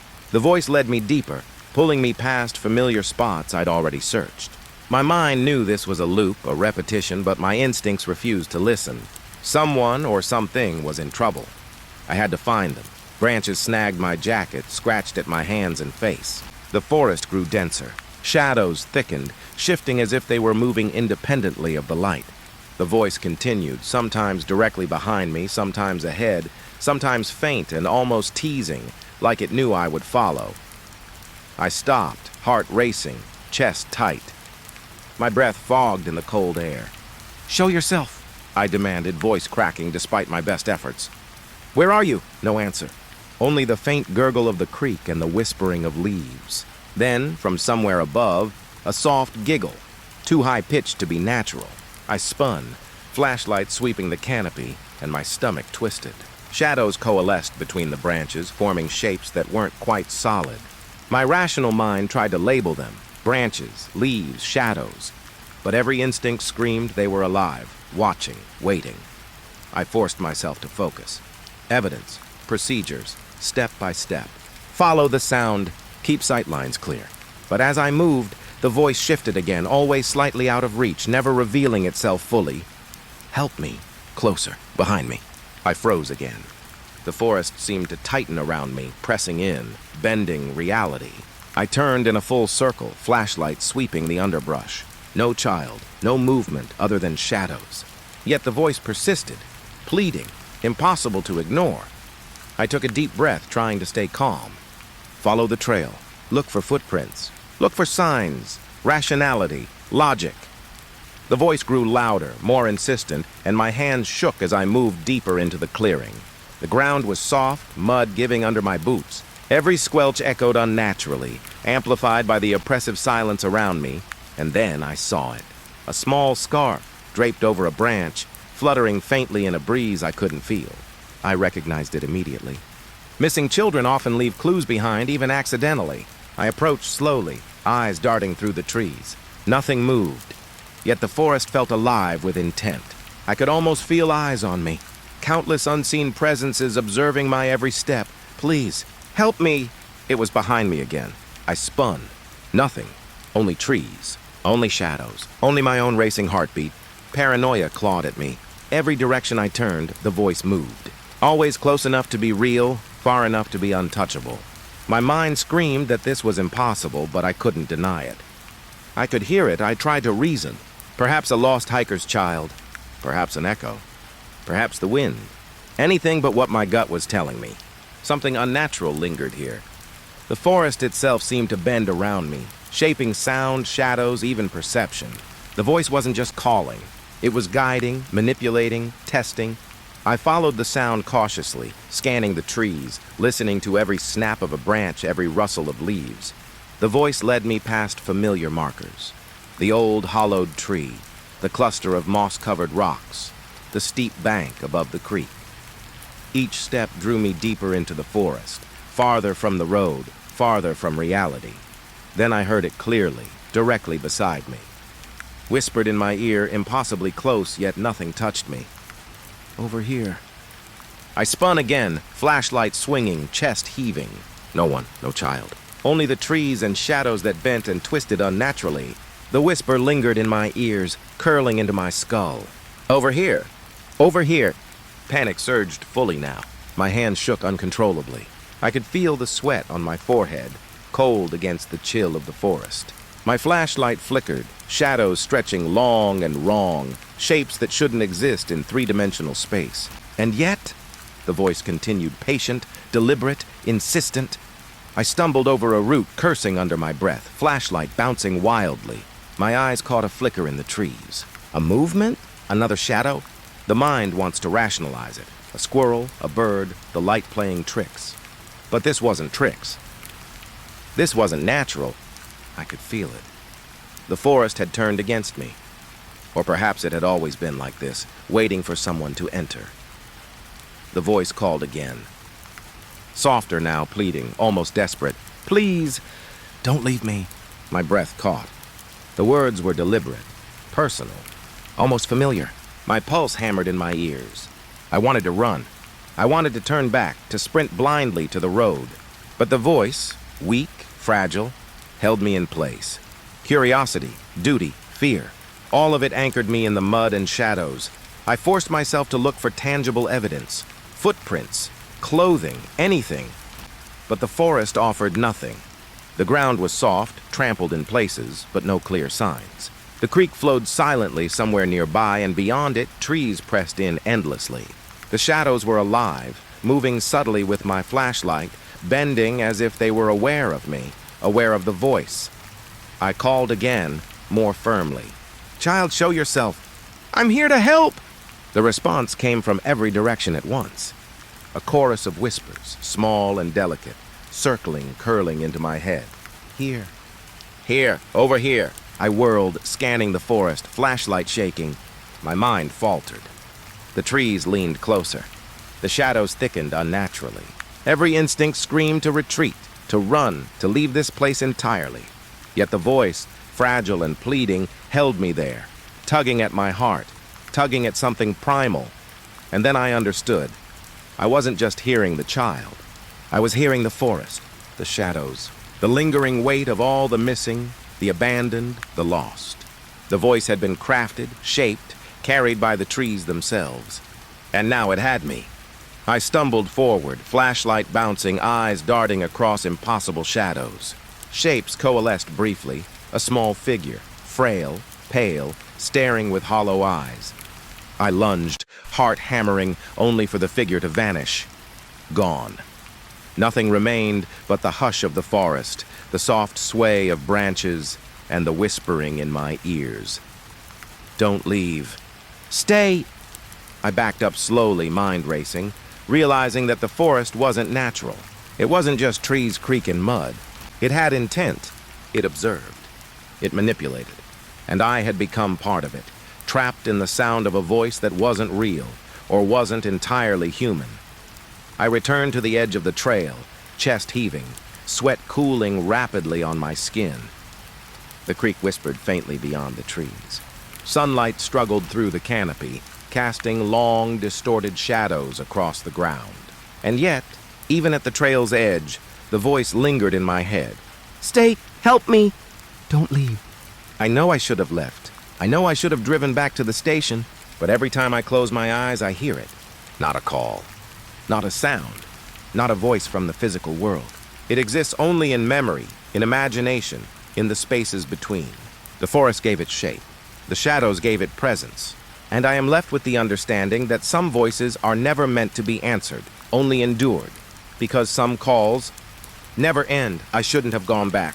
Even after the whispers, the hanging toys, the voices that weren't there, my training pulled me in. The creek. Dry Creek.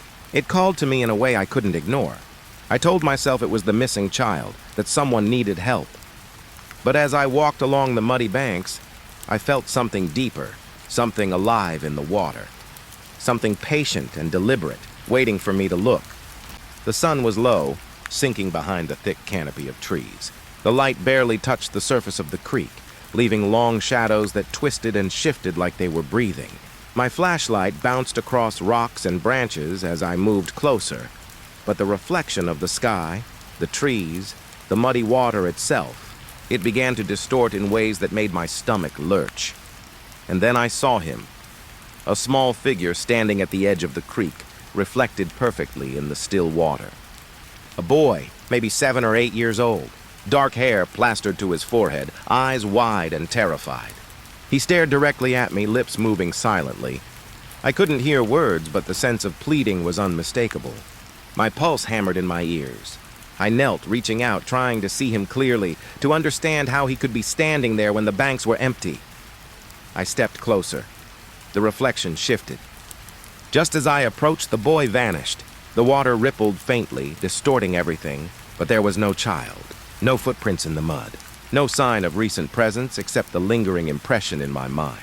My hands shook, gripping the flashlight so tightly the knuckles whitened. The creek was just a creek again, calm, still, silent. I whispered his name even though I didn't know it. "Hey, it's okay." "I'm here. Come on, buddy." My voice sounded small, swallowed by the forest. The reflection reappeared, but not in the same place. A fleeting shimmer in the water, a flash of dark hair and wide eyes. He was there, just beyond my reach. And the deeper I leaned, the more he slipped away. I tried to rationalize it. Fatigue, stress, the forest playing tricks. The light catching mud and water at strange angles. Maybe all of it was my mind. But the terror in the boy's eyes, that was real. My gut told me that, and something about the stillness of the water. The way the reflection stayed just long enough to notice, then dissolved. It wasn't natural. I sank to my knees at the water's edge, shining the flashlight across the surface. Every ripple seemed deliberate, a pulse in time with my own heartbeat. My reflection wavered. Then the boys appeared again, closer this time. He wasn't standing on the bank. He was beneath the surface, staring up, expression frozen in fear. His lips moved again, whispering words I couldn't hear, but the plea was clear. I reached into the water, fingertips grazing the surface. The reflection shattered like glass, ripples racing across the creek, and he was gone again. Cold ran through my veins. The forest pressed in around me, leaves rustling in a wind I couldn't feel. The sun dipped lower, the shadows deepening, and I realized I had been kneeling there for what felt like hours, staring into a creek that offered no answers, only questions. I pulled myself to my feet, breathing hard, wiping mud from my hands. My flashlight flickered. Every instinct told me to leave, to run back to the patrol car, to never come back. But the voice of the child lingered in my mind, insistent, not audible but undeniable. A memory, an echo, a call.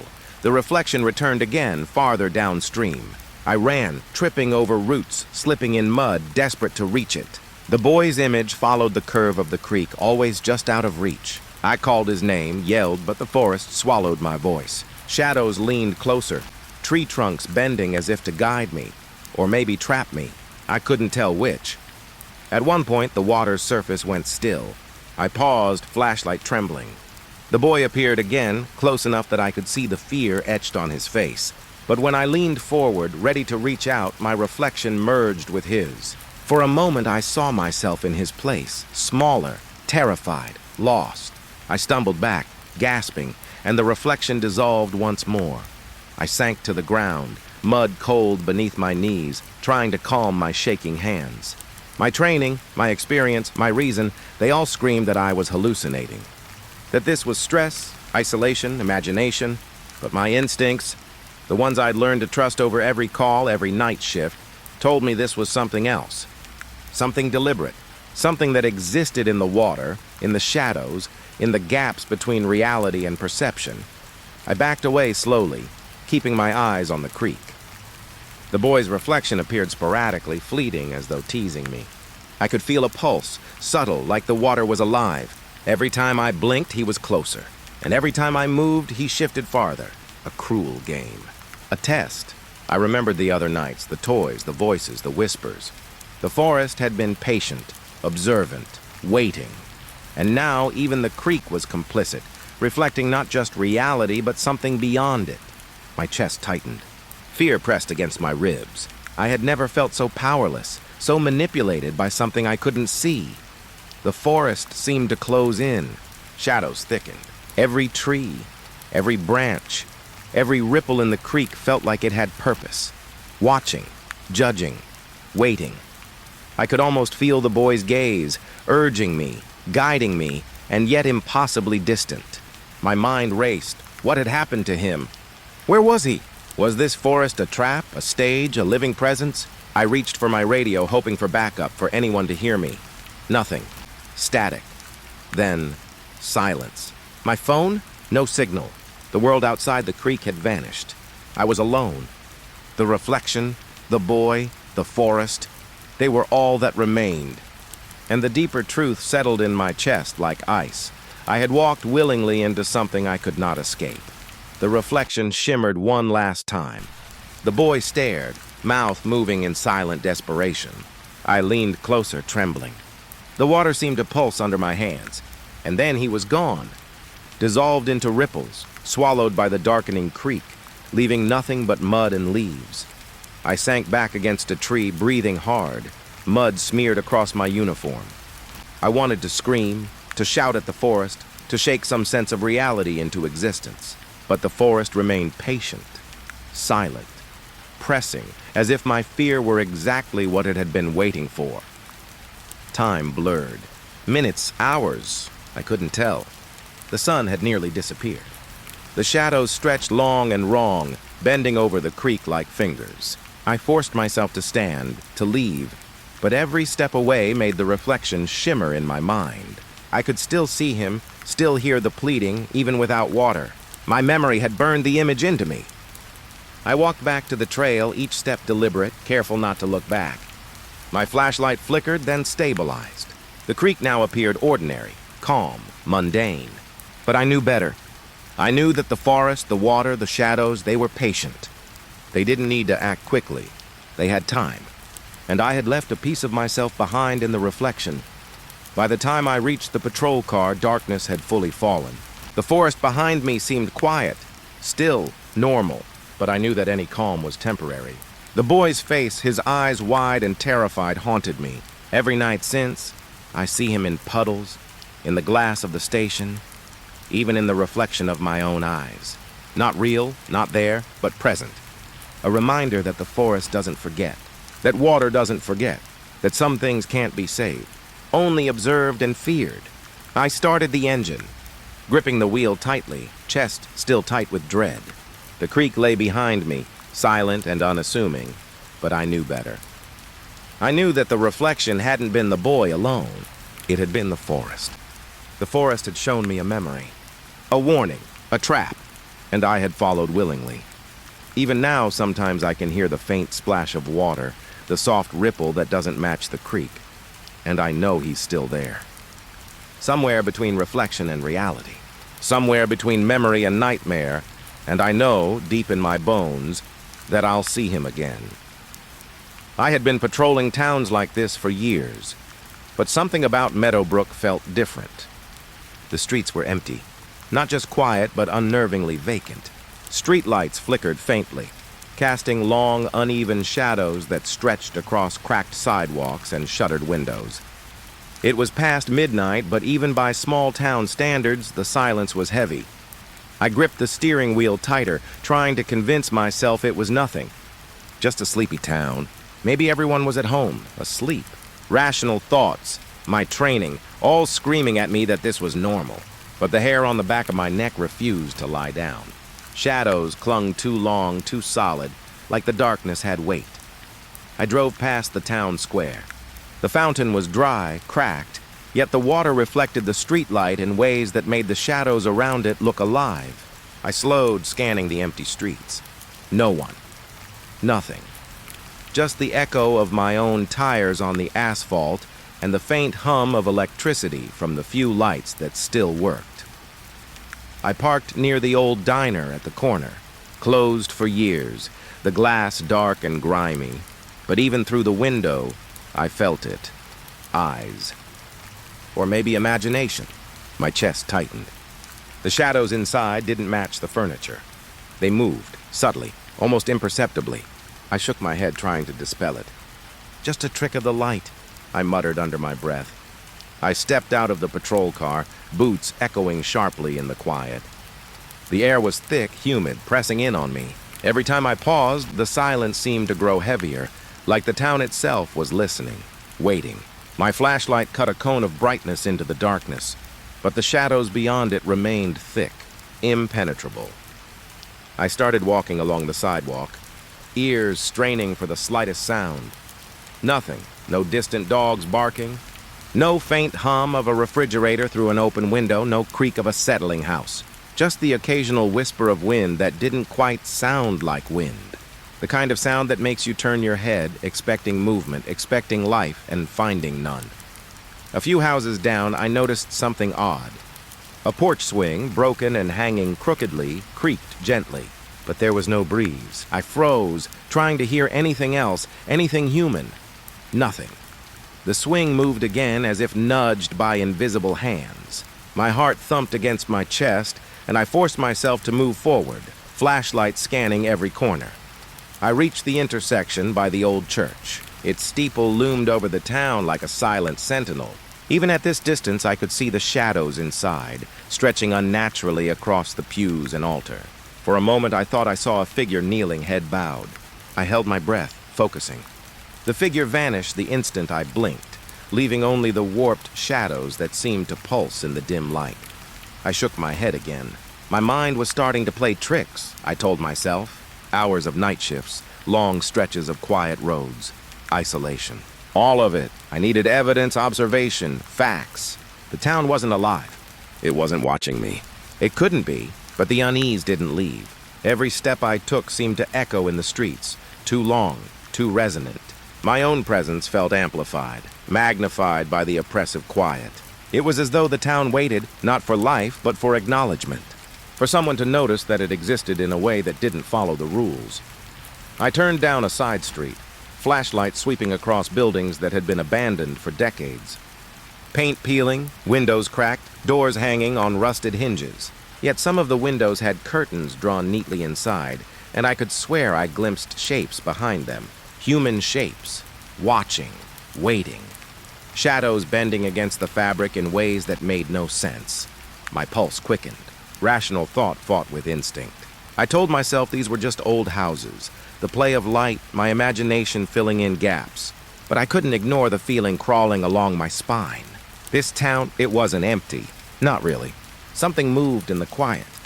Something that hid in plain sight, in the folds of darkness, in the spaces between the streetlights.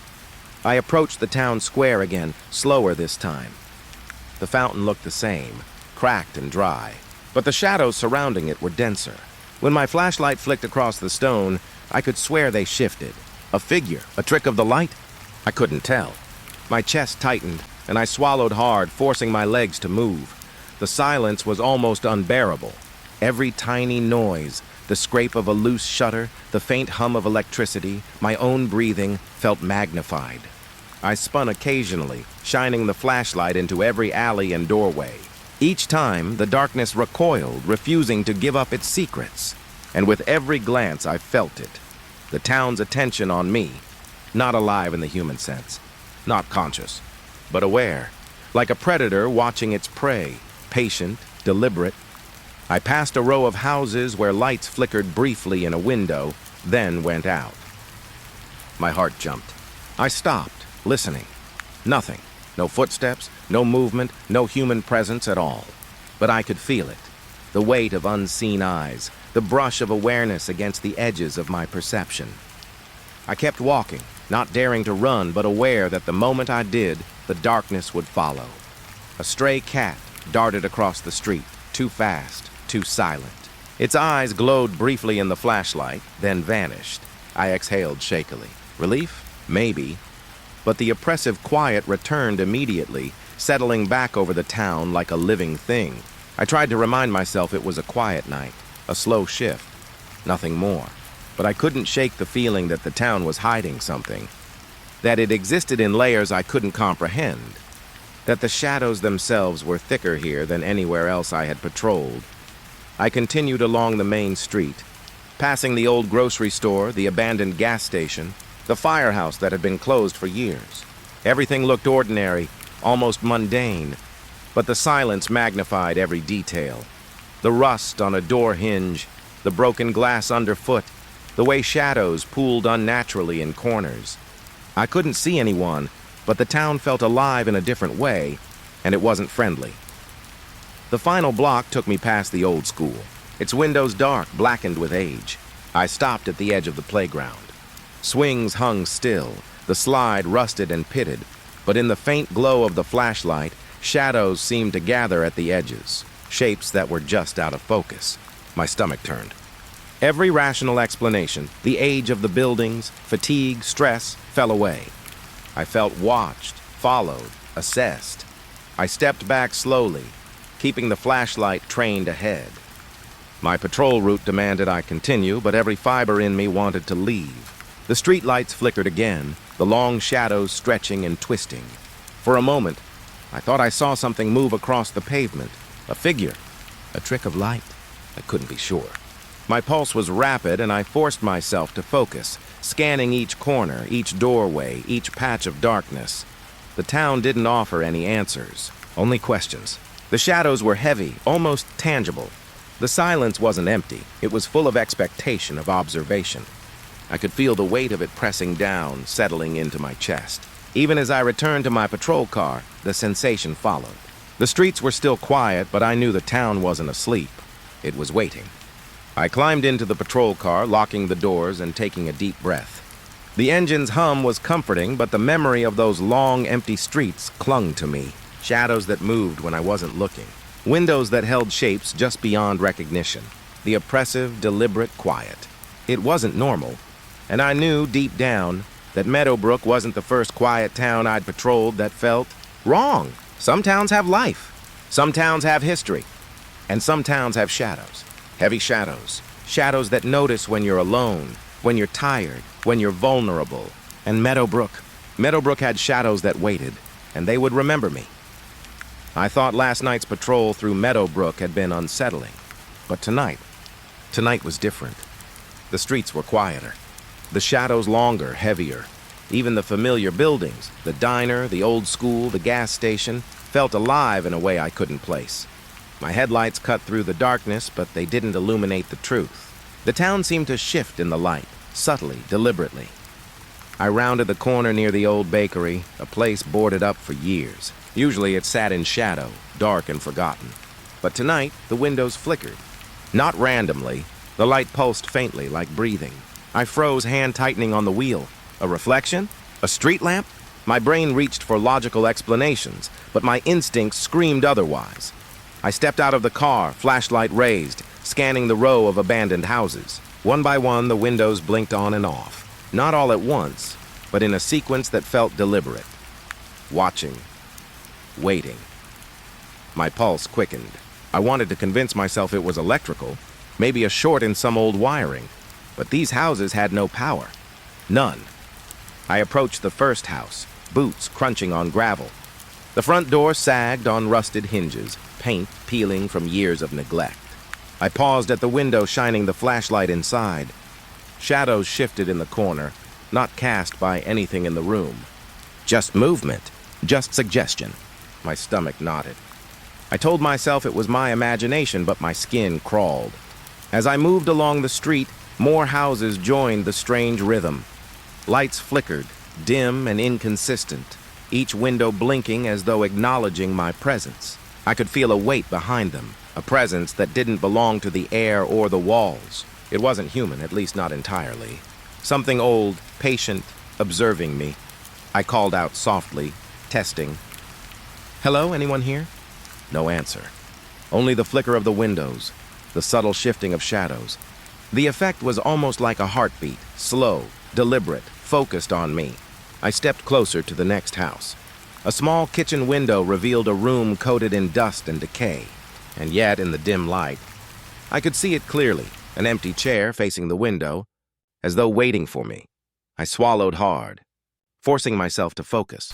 Training, procedure, observation. I checked my radio. Dead. Nothing. No contact. The silence of the town had never felt so complete, so encompassing. And the houses.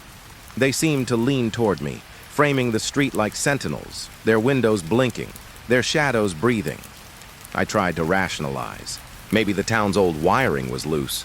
Maybe reflections from distant streetlights danced across broken glass. Anything. But the pulse, the rhythm of the flickering, it was too deliberate. I could feel it in my chest. A conversation without words, a presence without body, and it was focused on me. I moved down the street slowly, flashlight scanning. A second-story window lit briefly. Something moved. A shadow, maybe. I held my breath. Then it vanished. My heartbeat pounded so loudly I was sure it could be heard outside. But the town remained silent, except for the light, the blinking windows. Watching. Waiting. I tried to make sense of it. There were patterns. Flicker here, flicker there, pause, then a slow sweep of light across a broken floorboard. Almost like the houses were alive.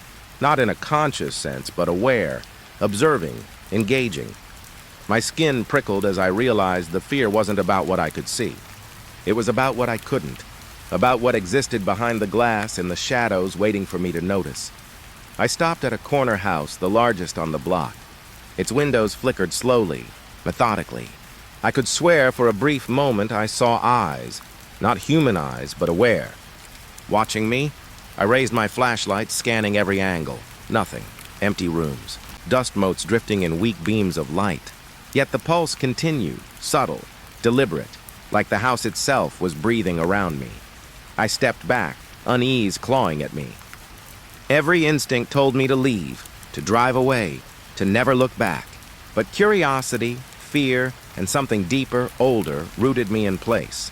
I couldn't turn away. The street, the houses, the shadows, they had my attention, my focus, and I realized they were feeding off it. As I moved past another house, the windows blinked in rapid succession, one after the other like a wave. My reflection caught briefly in the glass. I froze, not because of myself, but because the reflection seemed wrong. The shadows around me stretched unnaturally, bending against the glass. For a moment, I thought I saw movement behind me, a figure lingering where none could exist. I turned sharply. Nothing. Only the town, empty, silent, blinking. I tried to shake it off. My training, my experience. This was a quiet town. Abandoned houses, old wiring, fatigue, stress. But my instincts screamed at me. This was something else. Something deliberate. Something patient. Something that had been waiting for someone to notice. Someone to respond. A sound broke through the quiet. A single floorboard creaked. Behind me? Ahead? I couldn't tell. The windows flickered once, twice, and then, for a brief second, I thought I saw the house's shadows bend toward me. My flashlight wavered in my grip, but I held it firm. I moved forward, step by step, my boots crunching on gravel, eyes scanning every flicker, every movement, every shadow. The town seemed alive, and I was the intruder. Every house had awareness, every window a gaze, and as I moved down the street, I could feel a presence pressing against the edges of perception, just out of sight, just out of reach, watching, waiting. I came to the end of the block, where the streetlight buzzed faintly, illuminating a small park. The swing set hung still. The ground was dry, cracked, and yet, from the row of abandoned houses, a single window remained lit. A slow, steady blink. Watching. I could feel the weight of it pressing down. My chest tightened. The town had me. Not physically, but in every sense that mattered. My mind, my focus, my fear. I stepped back, finally, retreating toward my patrol car. Every blink of the windows seemed to follow me. Not a reflection of light. Not a trick. I could feel intent behind it. Deliberate, patient, waiting for me to understand something I didn't yet grasp. The engine hummed under my hands as I climbed in, doors locked. Headlights cut through the dark street, illuminating the houses, the shadows, the windows that blinked in slow, deliberate pulses. The town was quiet again, almost perfectly. But I knew better. I knew that quiet carried weight, and that weight was aware. I drove off slowly, but even from the moving car, I felt the town's gaze, heavy, deliberate, attentive. The windows blinked once more, and I swore, just for a moment, I saw shapes lean forward behind the glass, bending toward the street, reaching for something I couldn't name. My chest ached. My hands trembled. My mind raced. Meadowbrook wasn't asleep. Meadowbrook was waiting, and I had noticed. Word count, 352 words. I thought the streets of Meadowbrook were unsettling before, but nothing prepared me for what came next. It started when I picked up the radio, a simple check-in with dispatch, routine words that should have been mundane, but the moment I keyed the microphone, there was nothing.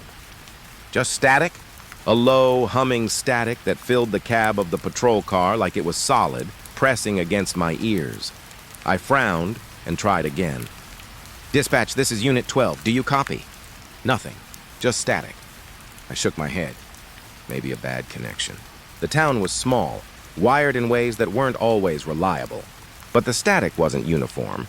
It ebbed and pulsed, almost like breathing, almost like a voice trying to speak through it, but unable. I leaned back in my seat, trying to steady my nerves. I checked the other channels. All the same. Static, low and insistent, humming against my skull. My fingers hovered over the dials, hesitant, because there was something wrong, something deliberate about the way it sounded. The static wasn't random. It shifted with me, with the patrol car, with every movement I made, like it was aware. I stepped out of the vehicle, flashlight cutting a narrow path down the empty street. Every time I moved, the static seemed to pulse in rhythm with my heartbeat. I called out, "Hello?" Anyone there? Nothing. Silence, save for the insistent hum in my ears. I tried again on the radio, desperation creeping into my voice. Unit 12 to dispatch, do you copy? Over, the static replied. Not a word, not even a sound I could interpret, but a feeling, a pressure. Someone or something was listening. I could feel it. I wasn't alone.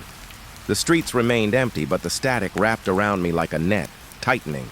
I climbed back into the patrol car, shaking. The radio hummed softly. I tried to think rationally. Electronics malfunctioned, interference, distance. Any explanation would have to do, because the alternative was unbearable. That static wasn't just noise. It had attention. It had intent.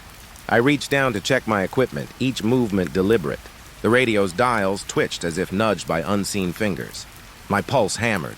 I could feel eyes on me from the surrounding darkness, though I knew there was nothing. No one should be here. The houses were abandoned. The streets were empty. And yet the feeling persisted. I was being observed. I leaned forward, flashlight slicing through the night, illuminating nothing but empty streets and cracked sidewalks. Still the static pulsed. Faster now, louder, warmer somehow. Not just sound, but sensation.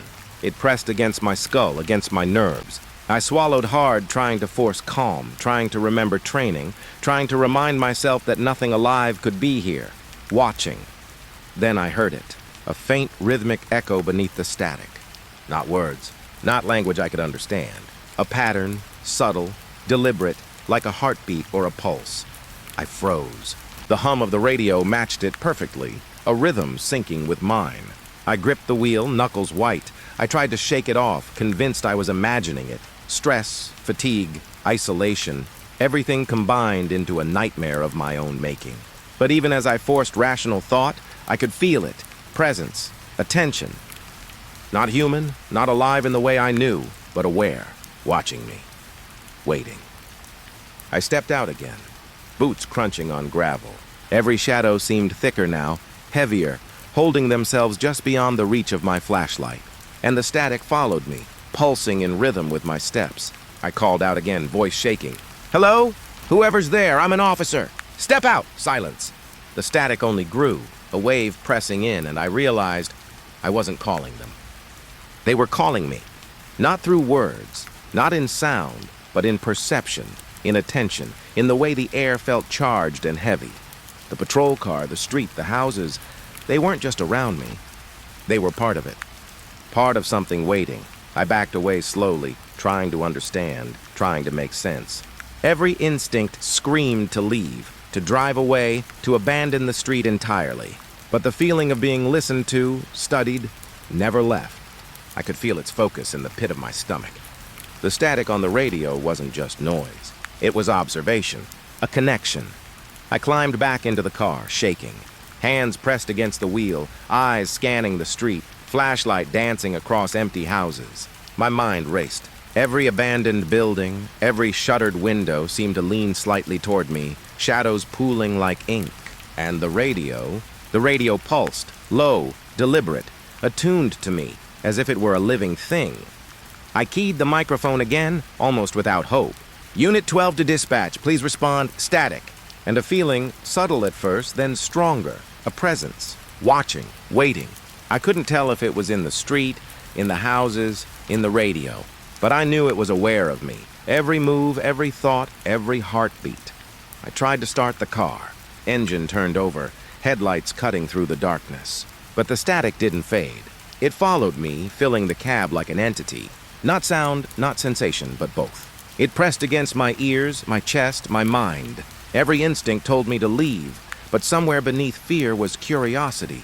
Terror mingled with fascination, pulling me toward it. I shook my head. I had to stay rational. I had to follow procedure. Patrol the streets, check the equipment, make sure nothing was wrong. But each time I touched the radio, the static pulsed faster, synchronized with my own heartbeat. And with every pulse, the awareness intensified. Something knew me. Something that wasn't human and wasn't entirely bound by this world. I left the car, flashlight in hand. Step by step, I moved down the empty streets, trying to map the sensation, trying to find the source. The static responded to my movement, louder when I slowed, softer when I ran. It was alive, responsive, attentive. I stopped in the middle of the street, scanning houses that had been empty for decades. Windows stared at me blankly. Shadows pooled and twisted, and through it all, the hum of static pulsed, synchronized, deliberate. I realized then that I wasn't hearing calls. I was receiving attention. I was the message. The static wasn't a communication. It was a focus, a tool for observation, for understanding, for tracking. And I felt every bit of it deep in my chest, as though the town itself, or whatever occupied it, had attached itself to me. I stumbled back toward the patrol car, chest tight, breathing ragged. Every shadow seemed thicker, darker, holding itself just beyond the beam of my flashlight. Every abandoned house, every flickering window seemed alive, watching, waiting. And the static, relentless pulsing, synced with my every move, my every thought. I climbed into the car, locking the doors. Engine humming, headlights illuminating the empty street. The static persisted, low, deliberate, and I could feel the weight of it pressing down on me. Awareness without form, attention without shape. I couldn't escape it. Not here, not in this town. And I understood, with a cold certainty that gripped my stomach. The calls without voices weren't mistakes, weren't technical errors. They were deliberate. They existed to remind me, to ensure I knew that I was being watched, that someone or something knew I was here, that every thought, every heartbeat, every tremor of fear was theirs to observe. The patrol car shivered in the night, engine humming, headlights cutting through the darkness, the static filling the cab. I gripped the wheel until my knuckles ached, aware that leaving wouldn't erase what had begun. Something had attached itself to me, patient, waiting, persistent. I started the car, driving slowly down the empty streets. But even as I moved, the static followed, pulsing, alive, attentive, a reminder that Meadowbrook wasn't just quiet. It wasn't empty. It was aware. And now so was I. I had been patrolling Meadowbrook for hours, each street and corner more unnerving than the last. The flickering windows, the empty houses, the static on the radio, it was all bad enough. But nothing prepared me for the alley. It was a narrow, cobblestone lane I had never noticed before, wedged between the old hardware store and a shuttered bakery. The streetlights barely reached it, leaving the entrance in shadow. My patrol car's headlights caught the rough edges of the walls as I slowed, curiosity pulling me in. I stepped out of the car, flashlight cutting a path into the darkness. The air was heavier here, almost viscous, pressing against my chest. I could feel my heartbeat in my ears, loud and insistent, competing with the hum of the car's engine behind me. The alley was narrow, and the walls closed in, peeling brick and broken signs reaching toward me like jagged teeth. I walked slowly, every step deliberate. The silence was oppressive, deeper than any street I had patrolled before. No wind, no distant hum of electricity, no creak of old boards. Just the echo of my own boots on the cobblestones, and the faint hum of awareness that seemed to emanate from the alley itself. I reached the center, flashlight scanning side to side. Nothing. Empty walls. Debris scattered on the ground, a tipped-over trash can. But something about the air felt wrong. It was thicker, more deliberate, like it had weight. I could feel it brushing against me, following, observing, and then I noticed the shadows. Not cast by anything in the alley, but moving independently, stretching, bending, almost alive. I swallowed hard. "Hello?" I called softly, testing the silence. The echo came back to me, slow and hollow, like the alley itself was speaking, but no answer followed. Just the shadows, writhing slightly at the edges of my flashlight beam. My pulse quickened. I backed toward the street, intending to mark the alley and return with backup. But when I reached the corner, it was gone. The space where it had opened, the darkness that swallowed the ground, was now solid. A wall of brick and mortar, weathered and old, as though the alley had never existed. I rubbed my eyes, disbelief searing through me. I looked down the street. The patrol car sat where I had left it, headlights illuminating nothing unusual. I ran to it, heart hammering, flashlight sweeping the area. Nothing, no alley, not a hint of where it could have been. I swore under my breath that I had walked it, scanned it, felt it pressing against me. But now, nothing. I tried to rationalize. Exhaustion, a trick of the light, stress, isolation, fatigue, all of it.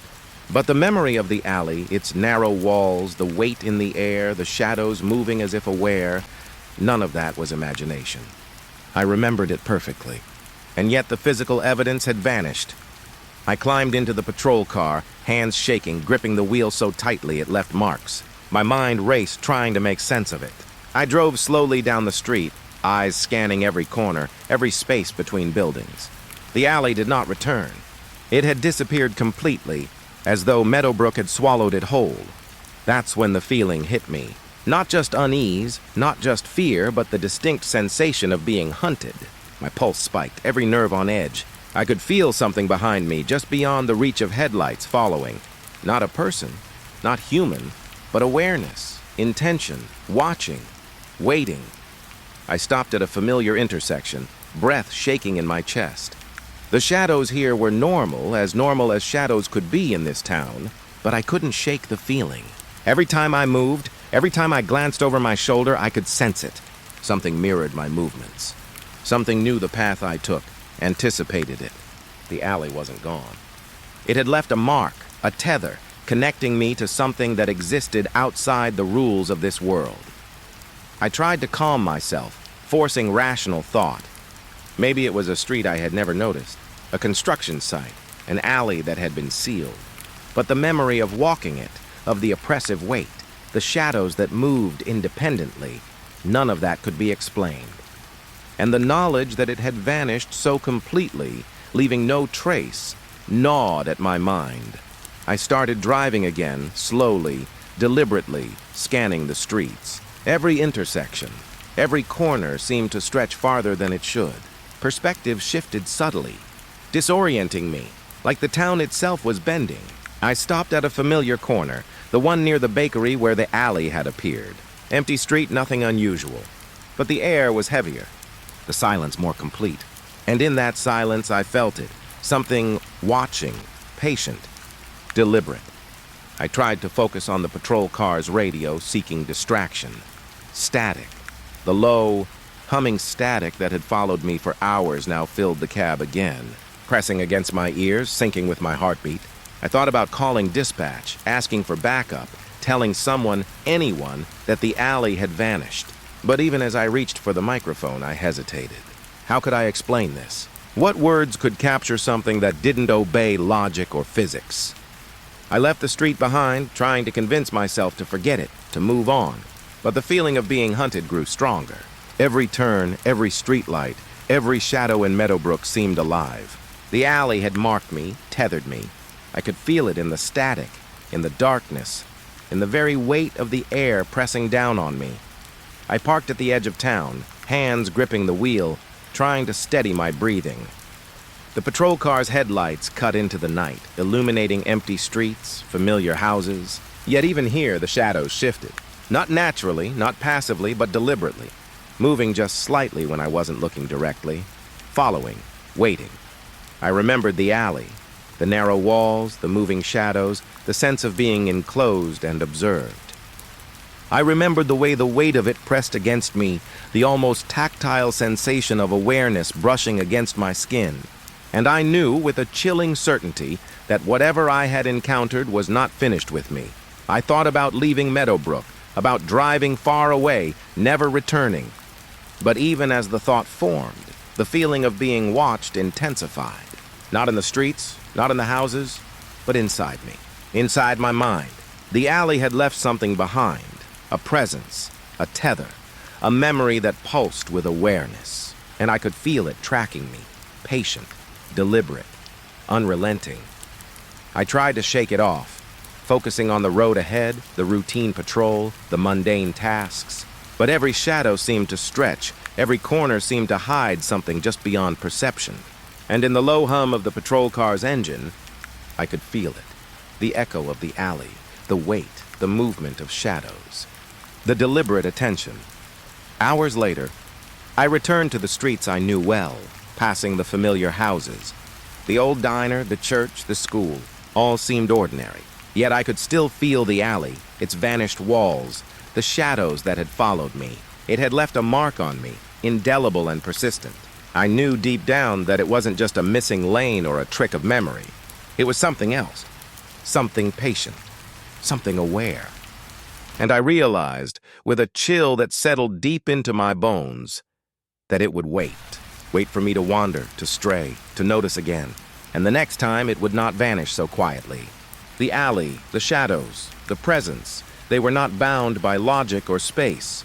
They existed to be found, and I had found them. Even now, as I write this, hours later, the memory lingers. I can feel it in the quiet of my apartment, in the shadows that pool unnaturally in the corners of my room, in the low hum of the street outside. Meadowbrook is not empty. The alley is not gone, and I know, with every instinct that screams inside me, that it is still waiting. Waiting for the next time I walk the streets. Waiting for me to notice. Waiting to remind me that some places, some shadows, some alleys are not meant to be understood, only endured. The night had stretched long, heavier than any patrol I had ever done. Meadowbrook wasn't just quiet, it was oppressive, suffocating, filled with invisible weight that pressed against every part of me. After what had happened in the alley, after the flickering windows, after the static-filled calls that weren't calls at all, I felt it in my bones. I was not alone. And whatever was out there was patient. I had decided to check the perimeter, the old procedure every officer learns on their first week. Walk the streets, ensure no trespassers, no anomalies. But tonight, the routine felt different. Each step carried the weight of something unseen watching, following. Every corner I rounded, every shadow I passed seemed to stretch, bend, lean toward me. The patrol car sat parked near the town square, its headlights slicing through the fog that had started to roll in. I grabbed my flashlight, radio in hand, and stepped onto the cracked pavement. The square was empty, too empty. Even in a town this quiet, there was usually a stray cat or the distant hum of an old refrigerator from someone's home. Tonight, nothing. Just the fog, drifting low, curling around the streetlights like smoke. I started down Main Street, flashlight in hand. The light barely penetrated the mist, but it revealed the familiar, the diner, the church, the old hardware store. Everything was there, unchanged. Yet the air had shifted. I could feel it in the pit of my stomach, in the way my hands trembled despite my effort to keep them steady.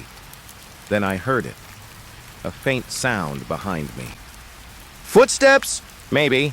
Not mine, though they were almost in sync with my pace. I froze, flashlight sweeping behind me, but the mist swallowed everything. Nothing visible. Just the weight, the awareness. Something there, moving with me, just out of sight. I tried to convince myself it was my imagination. Fatigue, stress. After hours of this patrol, it would be natural to mishear. But instinct refused. My gut told me I wasn't imagining it. Something was following me. Something unseen, deliberate, aware. I increased my pace, heart hammering. The sound behind me quickened, not in rhythm with my steps, but independent, persistent, almost playful in its patience. I reached the edge of the square, the fog thickening, swallowing the ground. My flashlight caught shapes in the mist, distorted, fleeting, but every time I focused, they vanished. I stopped, breath ragged. The town was silent, yet the weight of presence pressed against me. My skin crawled. I could feel it brushing my back, the pull of awareness that was not human, not animal, not anything I had ever encountered. My radio buzzed softly, static, low, deliberate. I gripped it, thumb hovering over the microphone, but fear froze my voice. What could I say that would make sense? Who would believe me? The footsteps came again, closer this time, synchronized with the whispers of fog around the streetlights. I swung the flashlight, illuminating empty streets, empty buildings. Nothing moved. Yet the sensation of being watched grew stronger, curling around me like tendrils of ice. I tried to walk faster, scanning constantly, senses on high alert. Every shadow seemed to pulse, to shift just enough to suggest presence. Every step echoed unnaturally, carrying with it the sense that something mirrored my movements, patient, deliberate, waiting for me to slip, to notice, to become trapped in the weight of its attention. I reached the alley near the hardware store, the one that had vanished before. The fog curled over the cobblestones like liquid, hiding the familiar shapes of the street. I stopped. My stomach knotted. The alley should have been gone, sealed by the town's own geometry. Yet now in the fog I saw it. Narrow walls, shadows stretching between them, a pulse of awareness that pressed against me. It wasn't fully there, not in a way I could touch, but it existed, and it was waiting. I swallowed hard, flashlight shaking slightly. I remembered the first time I had encountered this place, how it had disappeared, how the alley itself seemed alive.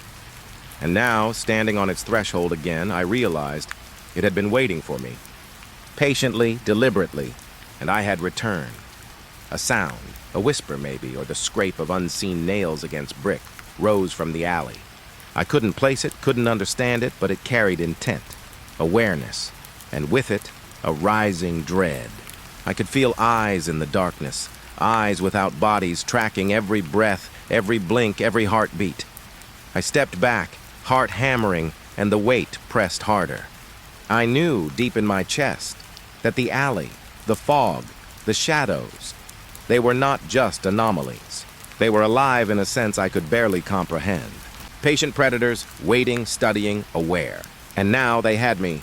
I ran, not recklessly but deliberately, trying to put distance between myself and the alley, the fog, the presence that pressed behind me. Every step carried awareness, the weight following, brushing my mind like fingers through water. The town itself seemed to bend, streets stretching and contracting, corners curving unnaturally. I had been trained to expect fatigue, to trust instincts, and my instincts screamed that reality itself was bending around me. I reached the patrol car, sliding inside, locking the doors. Hands shaking, I fumbled with the engine. Headlights pierced the fog, cutting paths through the empty streets. And still, I felt it. Watching, waiting. The alley, the fog, the weight. It had not released me. It had only marked me. I tried to contact dispatch. Unit 12 to dispatch, I need a static. Low, insistent, humming in rhythm with my pulse. Not random, responsive, focused. The unseen presence wasn't just around me. It was in me. It mirrored me, anticipated me, pressed against the edges of perception. It had followed me from the alley, through the streets, to the patrol car, and I could do nothing but sit, frozen, aware of it. I drove slowly, headlights slicing through the fog, eyes scanning every corner, every window. Familiar streets twisted subtly in ways I could not explain. Shadows shifted independently of the light, stretching toward me, then retreating. The town wasn't just quiet. It was alive in awareness, deliberate, patient. It knew I had noticed. And now, I could feel its attention pressing down, inexorable, like a weight that would not release. Hours passed. The fog began to lift, the streets became clearer. But the sensation didn't fade. It lingered deep in my bones. Wherever I went, whatever I did, I could feel the presence following, patient, watching. The patrol car's radio hummed softly, low, deliberate, syncing with my heartbeat. I couldn't escape it. Not in the town, not in the night, not in the reality that had begun to warp around me. I parked near the edge of town, trying to steady my breath, trying to tell myself it was over. But even in the silence, I could feel it. Awareness without form, presence without body, tracking me. It had followed me through the fog, through streets, through alleys that shouldn't exist. It had left no mark I could see, but the memory of its attention burned deep, leaving me raw, alert, terrified. I tried to write it off, rationalize it, fatigue, stress, isolation, but deep down I knew better. Something had followed me tonight, something beyond comprehension, and it would not stop. I had seen it, felt it, endured it, and I knew with every instinct screaming in my mind that the alley, the fog, the weight, they were not finished with me. By the time dawn crept over the horizon, I had driven every familiar street, checked every empty lot, every building. The town seemed calm again, quiet, mundane. But I knew the calm was a lie. The presence, the awareness, the patient watcher, it was still there. just waiting, watching, and I could not escape it. I left Meadowbrook for a time, returning home, trying to convince myself I had imagined it. But the feeling never left. Shadows moved where they shouldn't. Light bent oddly around familiar objects, and every faint sound carried intent. I understood finally that some shifts, some presences, some attentions could not be avoided. The weight of that night remains with me. The fog, the alley, the unseen follower, it marked me. Not physically, but in a way that reality itself felt altered. I can hear it in the static now, in the echoes of footsteps that aren't there. I can feel it in the subtle shifts of shadows, in the awareness of walls and air around me. Meadowbrook is quiet again, outwardly ordinary. But I know the truth. The presence remains, patient, attentive, waiting, and I will always feel it, always know it, because once it follows you, there is no true escape. It was just past midnight when the call came through, low and hesitant over the crackling radio. A resident reported noises at the old Jensen barn, the one no one had used for years. I had driven past it 100 times, and every time it loomed in the distance, its outline stark against the dark sky, I felt a little thrill of unease.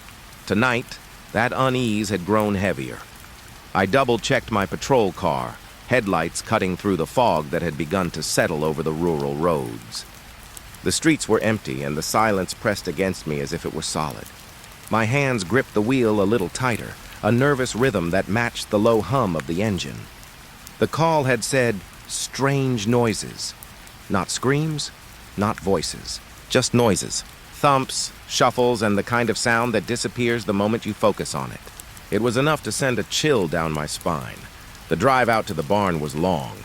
I passed cornfields swaying in the fog, the road barely visible in the beams of my headlights. Everything seemed unnaturally quiet.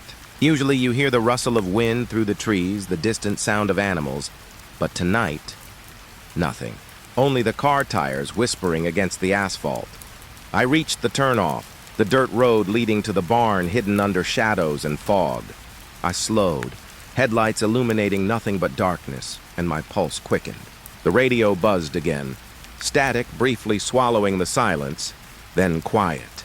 My finger hovered over the microphone, half expecting the caller to add something, but nothing came. I stepped out of the car, flashlight in hand. The night air was cold, damp, carrying the scent of earth and decay. The barn sat ahead, half hidden in the fog. Its wood was weathered and gray, boards warped from years of neglect. Windows were dark and empty, staring back at me like hollow eyes. The kind of stare that makes you feel watched even when no one is there. I approached slowly, each step deliberate. The gravel crunched beneath my boots, loud in the stillness. Every instinct told me to stay alert, to expect the unexpected, to trust that gut feeling that had been growing since the moment I got the call. I reached the barn doors, heavy and splintered. I paused, listening. The noises had stopped. Just silence, thick and suffocating. My flashlight's beam danced across the wood, revealing nothing unusual. No movement, no shadow, only the peeling paint and warped planks. And yet, something felt off. I couldn't explain it, not rationally. The hairs on my arms stood up. A sense of attention pressed against me, like the air itself was aware of my presence. Not wind, not cold, not shadow. Something else. Something watching. I pushed the door open. It creaked, and the sound seemed to echo unnaturally, longer than it should have in such a small space. Inside, the barn was filled with the usual debris, old hay, broken tools, cobwebs, but the smell was different, sharper, metallic almost, like something had been here very recently. My flashlight swept across the room, cutting through shadows that seemed to gather in corners, thick and heavy. Then I heard it, a faint sound almost imperceptible at first. A shuffle, a scrape, a movement too deliberate to be a rat or the wind. I froze, trying to pinpoint it. My pulse hammered in my ears, loud, echoing. Every muscle in my body tensed.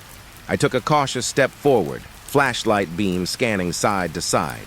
The hay rustled faintly, though no one should have been here. I could feel the presence again, pressing against me, not physically, but in that deep, instinctive way that makes your skin crawl. Something was in the barn with me. Something unseen, deliberate, aware. I called out softly. "Hello, is anyone here?" My voice sounded hollow, swallowed by the barn. No answer came. Only the faintest whisper of movement, just beyond the reach of the light. I remembered my training. Sweep the area, maintain awareness, stay calm. But rational thought was difficult when the sense of being watched pressed so heavily. Each shadow seemed to twitch slightly when I wasn't looking. Each corner thickened with anticipation. I edged further in, boots crunching on scattered hay, flashlight beam trembling slightly. The barn was old, abandoned, harmless in theory. But the feeling of attention, of awareness, grew stronger. I could feel it tracking me, measuring me as if it were learning my movements. A sudden scrape came from behind a stack of crates. My breath caught in my throat. I swung the flashlight, revealing nothing but shadow. And then, fleetingly, I thought I saw movement, a shape that vanished when I blinked. My heart raced, and I reminded myself, this is how fear works. This is how isolation works. The mind fills in gaps. But deep down, I knew that explanation felt hollow. Too hollow. I moved closer to the center of the barn, flashlight scanning every corner. The noise came again, shuffling. Light thumps against the wood floor. Not rhythmic, not predictable. Random, deliberate, unnerving. My palms were slick on the flashlight. I wanted to call for backup, to leave. But something rooted me in place, curiosity mixing with dread. I thought about the call, how the resident had been vague, hesitant, almost afraid of what they'd reported. They hadn't screamed, hadn't run, just heard noises. That meant someone or something had been here before me. And now, I was here, alone. The shuffling grew slightly louder, moving from one side of the barn to the other. I followed the sound cautiously, flashlight swinging, scanning. Shadows stretched across the walls, pooling unnaturally, as if the corners themselves were bending toward me.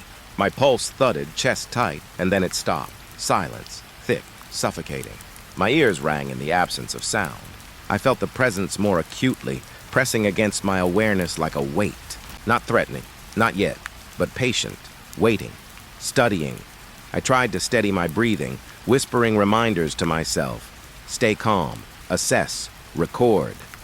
But the rational voice faltered in the face of instinctual dread. Something had been here, something unseen. And I knew, even without seeing it, that it hadn't left.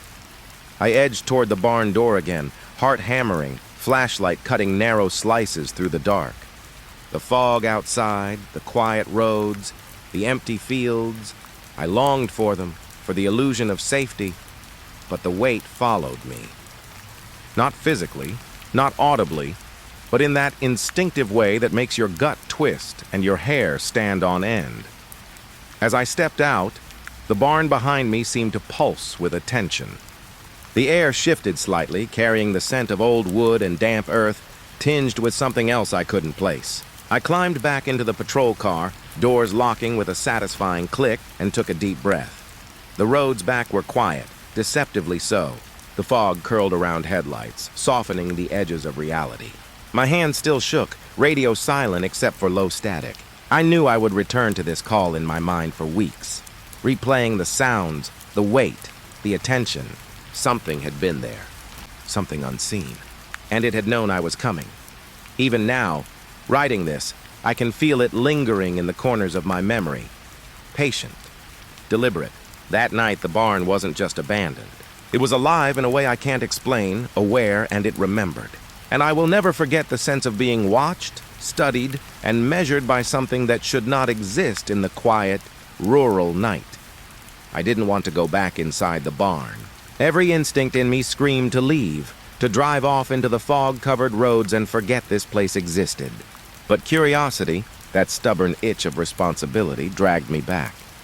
The radio crackled faintly, a reminder that the world outside still existed. But inside the barn, time felt suspended, thick with something unseen, something alive. I stepped carefully across the threshold, flashlight cutting narrow swaths through the darkness. The scent of damp hay and old wood hit me first, a familiar rural smell twisted by something acrid I couldn't identify. The barn seemed larger than I remembered, stretching wider and taller in the shadows, the corners deep and unreadable.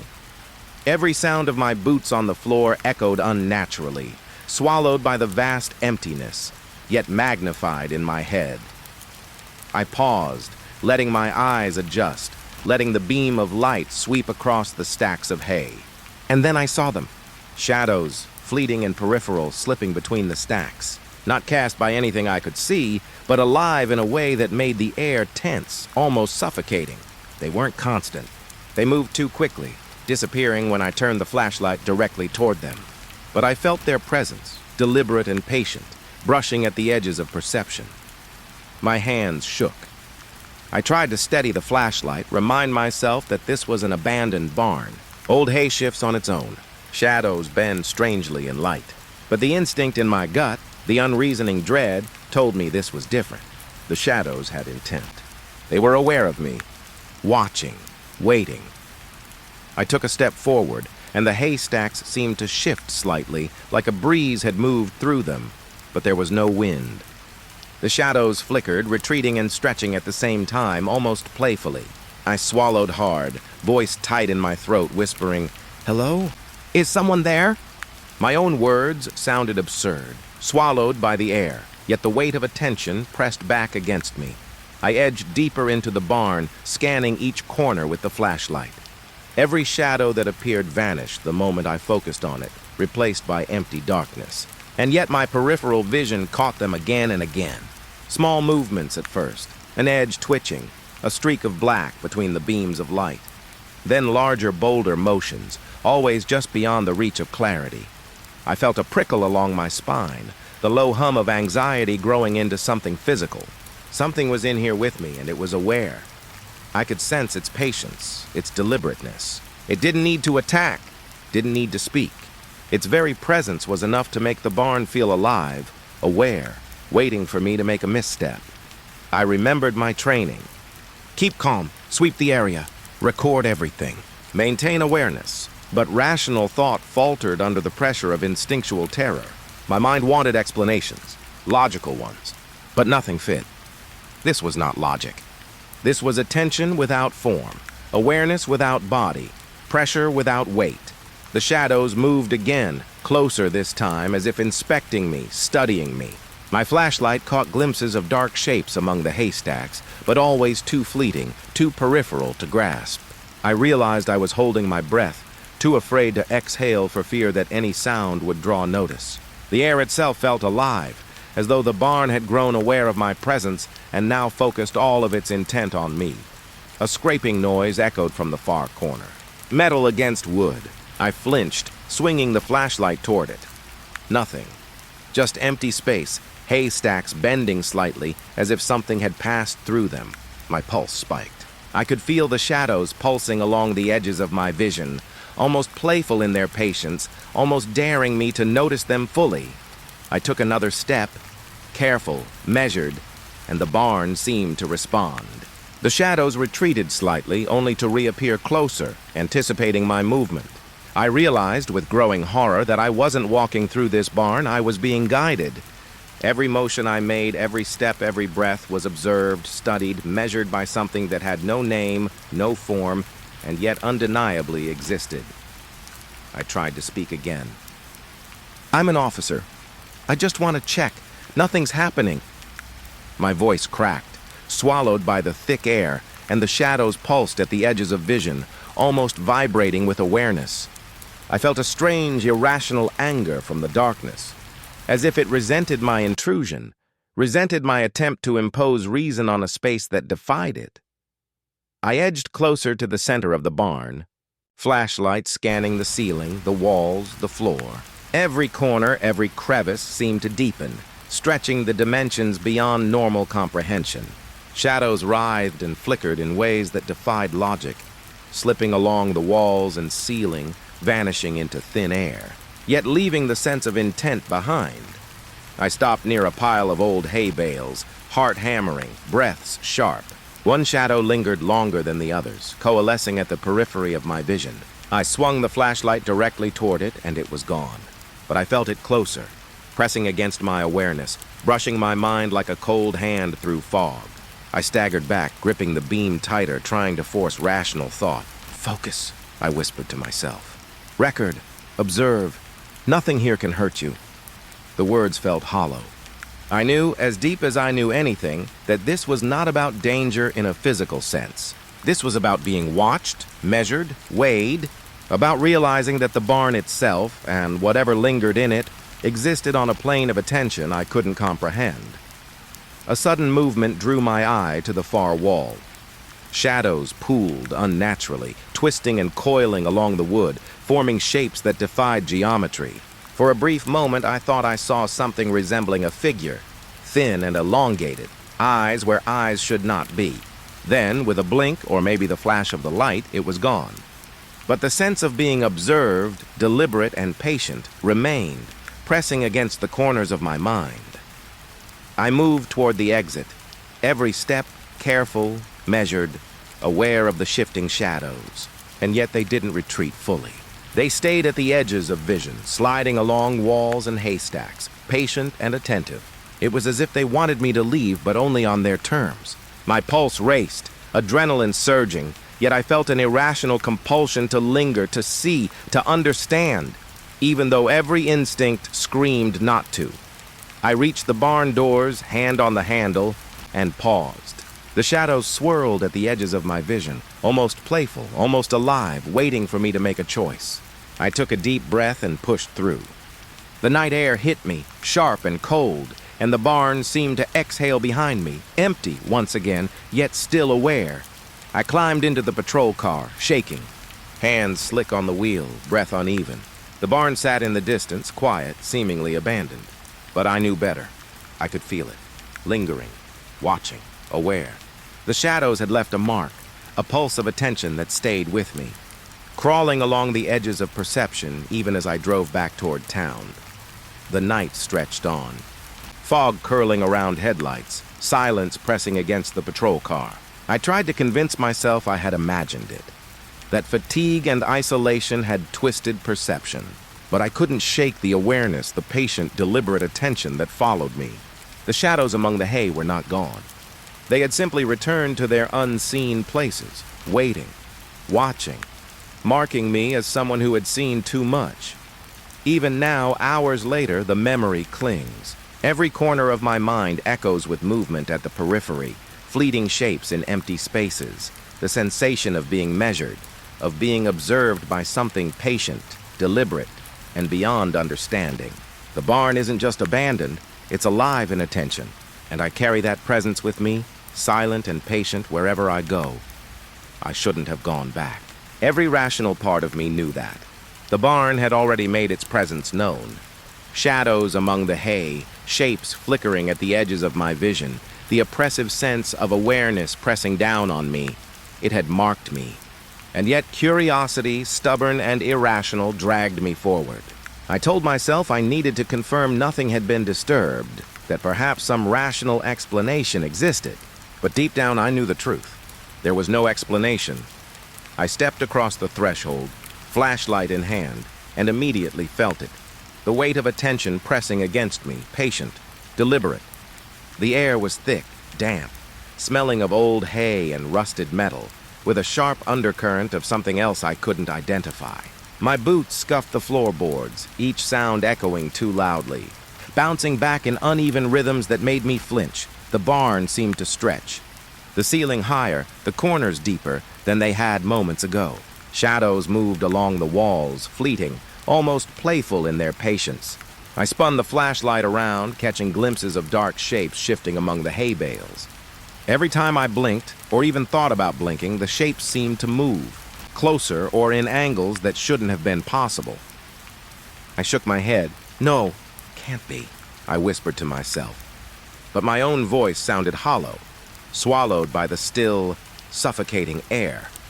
A crate tipped over, not with the slow, predictable creak of gravity, but as if something had nudged it deliberately, and it rolled across the floor, stopping just short of my feet. My heart jumped into my throat. I swept the flashlight beam across the floor. Nothing, only the crate, lying as though it had always been that way, yet shifted. I knew I hadn't moved it. I couldn't have. I took a step back, hand pressed to the wall for balance. Every instinct screamed to leave, to get back to the patrol car and drive until the barn was just a memory. But a mix of adrenaline and that terrible, unrelenting curiosity kept me rooted. And that's when I noticed it. The small objects on the shelves, scattered tools, loose hay, subtly, almost imperceptibly moving. Not sliding from gravity, not nudged by wind, but relocating, repositioning themselves when I wasn't looking directly at them. Blink. Something shifted. I froze. My pulse hammered, each beat loud and intrusive in the stillness. My flashlight trembled in my hand, and when I swung it quickly toward a stack of tools, one of the hammers was gone. It hadn't fallen, it hadn't rolled. It was gone, and when I blinked again, it was back, lying at an impossible angle on the floor. The air thickened. The barn seemed to breathe around me, inhaling as I stepped, exhaling when I paused. The shadows flickered faster now, coalescing briefly into shapes I couldn't name, then dissolving when I tried to focus. I realized I wasn't walking through the barn anymore. I was walking through its attention. Every step I took, every blink, every slight movement of my head was observed, measured, responded to. I tried to speak, to remind myself that this was a physical place, a finite space, nothing alive. It's just hay, old wood. Nothing's moving on its own, I whispered. But the words had no power. The movements continued. A chair shifted slightly. A pile of hay bales leaned more than gravity should allow. My radio crackled faintly, static layering itself into an almost deliberate pattern. It felt like it was synchronized with my heartbeat. I turned quickly toward a stack of crates. One of them tilted, and when I blinked, it had fallen completely, revealing a narrow passage behind it I hadn't seen before. My mind raced. The barn was not what it appeared to be. Its shape wasn't fixed, its geometry wasn't stable, and something alive with awareness, was orchestrating it. A scratching sound rose from the far corner, soft at first, then growing. Not nails on wood, not rodents, not wind. Something deliberate, purposeful. I moved toward it cautiously, flashlight sweeping, every nerve taut. The closer I got, the more the objects shifted. Tools rotated slightly, crates inched forward, shadows flickered in ways that defied physics. And then I saw it. A figure, impossible to focus on, standing just at the edge of my vision. I blinked and it was gone. My heart seized in my chest. I blinked again. It was there, slightly closer, not fully formed, its edges flickering like the shadows themselves had come alive. Panic clawed at me, sharp and insistent. I realized then that the barn was testing me, watching me, measuring my fear. Every instinct screamed to escape, but my mind was paralyzed with the certainty that whatever this was, it had patience. It wasn't in a hurry. I felt the attention press against me, closer, more deliberate, as if it could sense my thoughts, my hesitation, my growing terror. A crate tipped again. A tool rolled off a shelf. I stumbled backward, flashlight swinging wildly. Each object that moved was subtle, almost playful, but deliberate enough to unsettle me beyond reason. It was a language I didn't understand, a communication in the only medium it needed, attention and movement. I turned toward the exit, every step careful, yet aware that each blink, each moment I looked away, was an invitation for the barn to shift further. Shadows stretched along walls, floorboards warped beneath my feet, hay bales leaned at impossible angles. The barn was alive, aware, and I was a trespasser it could toy with. A figure emerged briefly, flickering at the edge of vision. Thin, elongated, featureless, yet I felt its gaze. I froze, unable to breathe. Then it blinked, or maybe it was I, and it vanished. The objects that had moved settled back into place, almost as if nothing had happened, but the memory of movement remained, pressing in my mind. I stumbled toward the door, flashlight beams swinging erratically. The floor seemed to stretch and shift. I could feel the attention of the shadows, deliberate and patient, following me, aware of my every step. My hands were slick, palms trembling on the flashlight, mind racing with a terror that had nothing to do with physical harm. This was psychological, perceptual. The barn itself was alive in a way I could not fully comprehend, A sudden noise, a soft thump, came from the far corner. I turned toward it, and the objects shifted again. The hammers, the crates, the loose hay, they moved subtly, almost tauntingly. I realized I was being led, herded, tested. Each step I took was being observed, evaluated.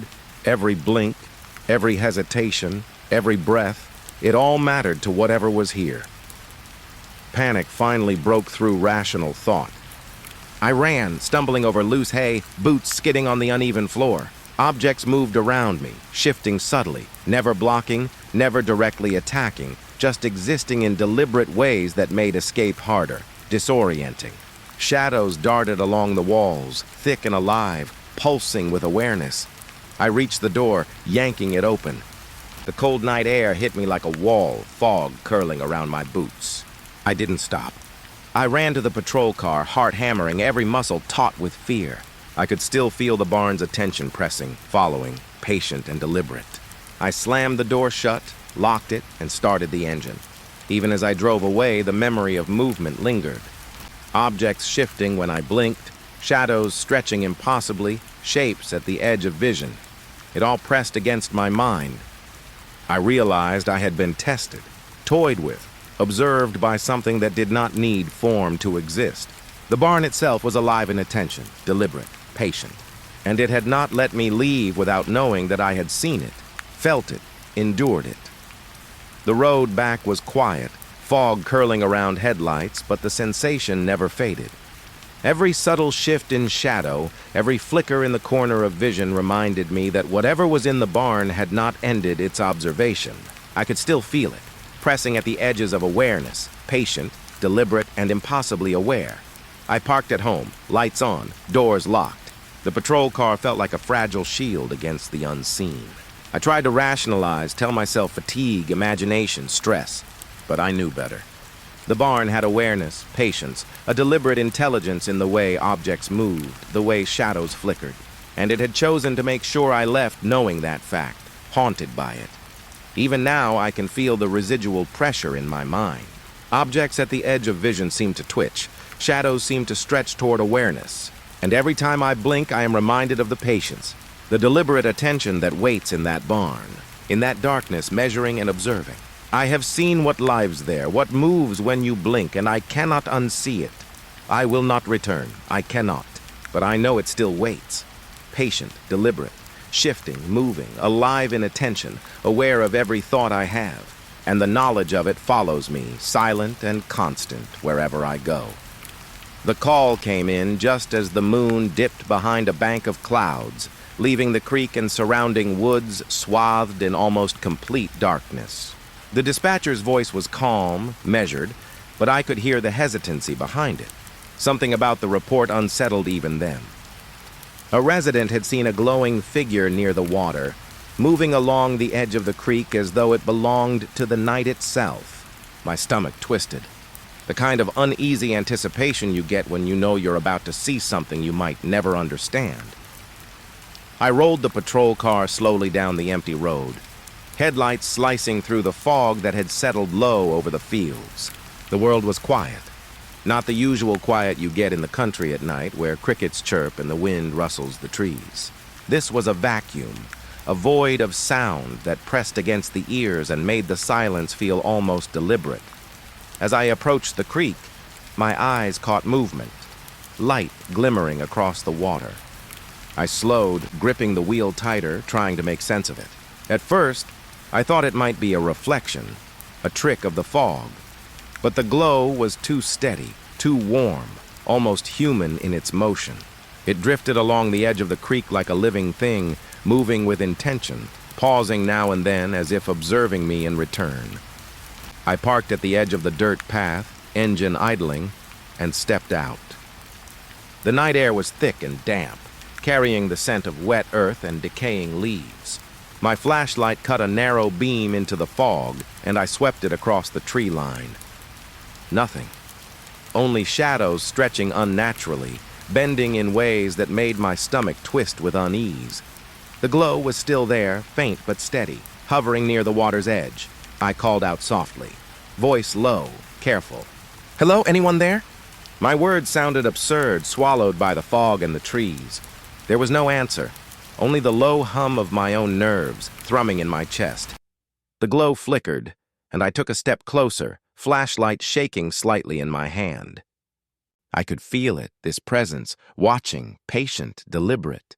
It didn't move like an animal, didn't behave like a human. It drifted, impossible smooth, almost floating above the ground.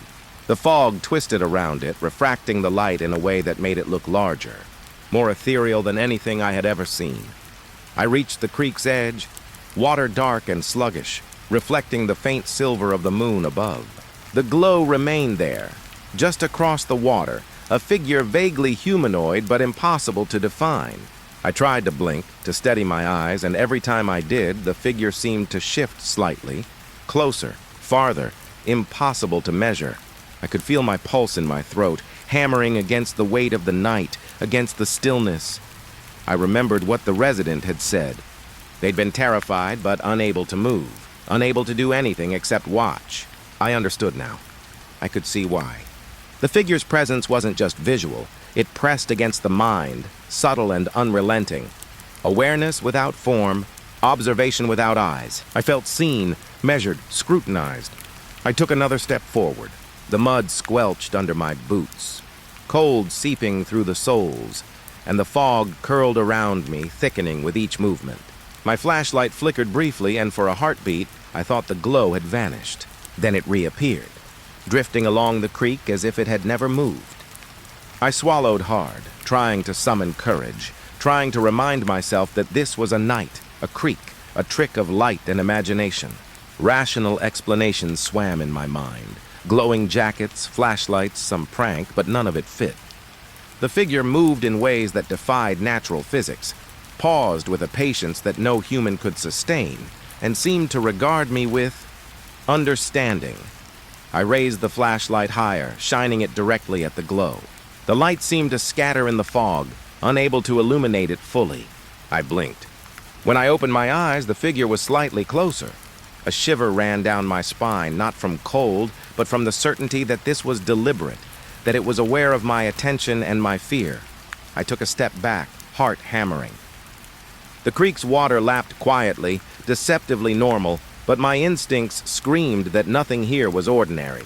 The glow pulsed subtly, almost like it breathed, rising and falling in intensity, alive in a way that made my stomach twist. I fumbled for the radio, trying to call dispatch. My hands were slick with sweat, shaking. Dispatch.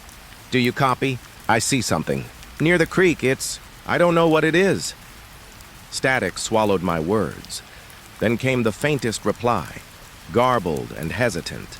The dispatcher sounded concerned, maybe even frightened themselves. I tried to speak again, but my voice caught in my throat.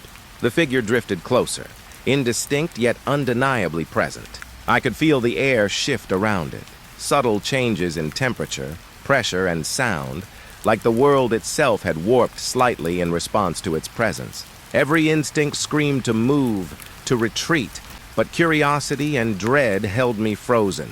The glow tilted slightly, almost as if nodding, or maybe it was a trick of the fog, a misinterpretation by a mind already straining under fear. But the moment lasted just long enough to make my skin crawl. Then it moved, drifting upstream along the creek, maintaining that impossible silent float. My pulse raced. I wanted to follow, to chase, but every rational thought screamed at me that this was a mistake. I stepped back onto the path, boots squelching in mud, fog curling around my ankles. The figure paused, almost seeming to regard me again, before drifting silently behind the trees. I could feel it, patient, deliberate, watching, and for the first time in years of patrol, I realized that some things I would never be able to understand, never explain, and never face with reason alone. I stayed there a moment longer, flashlight shaking, observing, heart racing. Then I called it in one last time. It's moving away. I'm leaving the area. My voice was thin, tremulous. Static crackled on the radio, almost in reply, as if the night itself were listening. As I drove back to the main road, the fog thickened, curling around the headlights, swallowing the car in a haze of white and gray. I tried to convince myself that the figure was gone, just a trick of light and imagination. But I knew better. I had felt its awareness, its attention. I had been observed, measured, and in some inexplicable way, it had chosen to show itself, even now when I think back. The image lingers, the glow at the edge of the creek, the way it drifted, patient, deliberate, impossibly still yet alive. I can feel its presence in my memory, pressing against my awareness, a quiet reminder that some things in the night are not just unseen, but unknowable, unreasoning in their logic, and utterly alive in ways the mind cannot comprehend. I parked at the station, hands still shaking, heartbeat echoing. The memory of that light followed me into the office, across the empty streets, through the quiet fields outside town. I cannot explain what I saw. I cannot rationalize it, but I know what I felt. And that feeling, being watched, measured, observed by something that should not exist, has followed me ever since. The creek is silent now. The night is quiet, but I can still feel it there, patient, deliberate, waiting. And I know that the next time someone calls about a light in the woods, I will answer, but I will never forget the weight of attention that night. The certainty that something alive in the dark had chosen to make itself seen. Word count. 1,302 words. I shouldn't have followed it. That much I knew the instant I stepped off the patrol path, flashlight barely cutting through the fog and shadows. The glow, soft, amber, almost inviting, hovered near the tree line, bobbing slowly like a lantern carried by someone who didn't want to be seen. My rational mind screamed to stay put, to call it in, to mark the location and wait for backup. But something in me, stubborn, reckless, curious, drove me forward. The air was thick with mist, curling around my boots and dampening the sound of my steps. Each footfall felt heavier, as if the fog itself was trying to pull me back, slow me down. I told myself it was my imagination, the adrenaline, the tension of being alone at night. But when I blinked, and I swear this is true, the lantern seemed to shift slightly farther from where I thought it had been, always just out of reach, always teasing. I moved cautiously, flashlight beam sweeping side to side, trying to catch more than just the glow. The trees loomed like silent sentinels, their trunks twisted, knotted, and black against the fog. The wind whispered softly through the branches, carrying voices I couldn't quite make out. At first I thought it was the wind playing tricks, leaves rustling, branches knocking. But the whispers were different. Low, urgent, almost sentient, brushing at my ears in patterns that mimicked words but never fully formed them. "Hello?" I called out, voice hoarse, swallowed immediately by the fog. No reply. Only the gentle bobbing of the lantern and the faint, deliberate rhythm of something breathing in the night. My pulse hammered. I tried to focus, to convince myself I was still grounded in reality. The ground beneath my boots was uneven, the fog thickening with each step, curling around my legs and settling like water in the folds of my pants. The lantern seemed to drift, weaving between trees in ways that made no sense. I would pass a tree, blink, and it would be on the other side. I stopped several times, spun slowly, trying to triangulate its location, trying to reassure myself it wasn't moving with intention. But every time I thought I had measured it, it had shifted, just far enough to remain mysterious, just far enough to make the hair on my neck stand on end. The whispers grew louder as I moved. Not words, at least not in any language I understood, but a pattern of sound that pressed against the skull, insistent, intimate, impossible to ignore. My heartbeat thudded in time with it, dissonant and jarring, making me stumble on a hidden route. I cursed under my breath, brushing the mud from my uniform, but the presence, the lantern, the whispers, the fog, was relentless. I realized then that I had lost any sense of direction. The tree line, which should have been familiar, twisted and bent in ways that disoriented me. Each blink, each shift of the flashlight seemed to subtly change the landscape. The fog rearranged itself. The lantern moved just out of reach, and the whispers. They were everywhere and nowhere, circling, brushing past me like fingers through the mist. I tried to call dispatch again, radio static crackling in my ears. "Dispatch, I'm following a light near the creek. Something's not right." Static swallowed the rest. The voices in the wind seemed to respond in kind, murmuring patterns that made my stomach knot and my teeth clench. I couldn't tell if it was my imagination, stress, or something alive, something deliberate. The lantern paused for a moment near a cluster of trees just ahead, just far enough to make me strain to see it. I swallowed, trying to steady myself. "All right," I whispered. "Just check it out. Keep it simple. See if it's a person, someone lost." Rational words, useless against the weight pressing at my mind. The fog shifted again. I blinked, and the lantern moved slightly, subtly, almost playfully. I stepped closer, boots sinking into damp leaves and mud. The whispers grew stronger, more urgent, brushing at my ears with suggestion, warning, maybe even mockery. I spun in a circle trying to identify their source, but the forest itself seemed alive with them, murmuring in the spaces between the trees, behind my skull pressing into my thoughts. Suddenly, the glow bobbed lower, closer to the ground, and my flashlight picked out shapes I hadn't seen before. Rocks arranged in rough circles, fallen branches pointing toward the creek, small depressions in the mud that looked almost like footprints but far too shallow for any human. My stomach sank. The place was prepared, waiting. I wanted to turn back. I really did, but my legs didn't respond. My mind was a war between terror and fascination. I told myself I was a cop, trained to investigate, trained to respond to reports of the unknown. But this wasn't a simple call.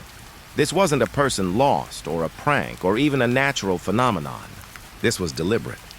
This was alive in ways that didn't make sense. I blinked again, and when I opened my eyes, the lantern was closer, impossibly so, but the path I had taken was now twisted differently. Trees that had been behind me were now before me. Footprints that hadn't been there moments ago appeared, then vanished. I realized, with a sick twist in my stomach, that the forest itself was no longer fixed. The lantern was guiding me, but not physically, psychologically, perceptually. It was leading me through a space that warped to its will.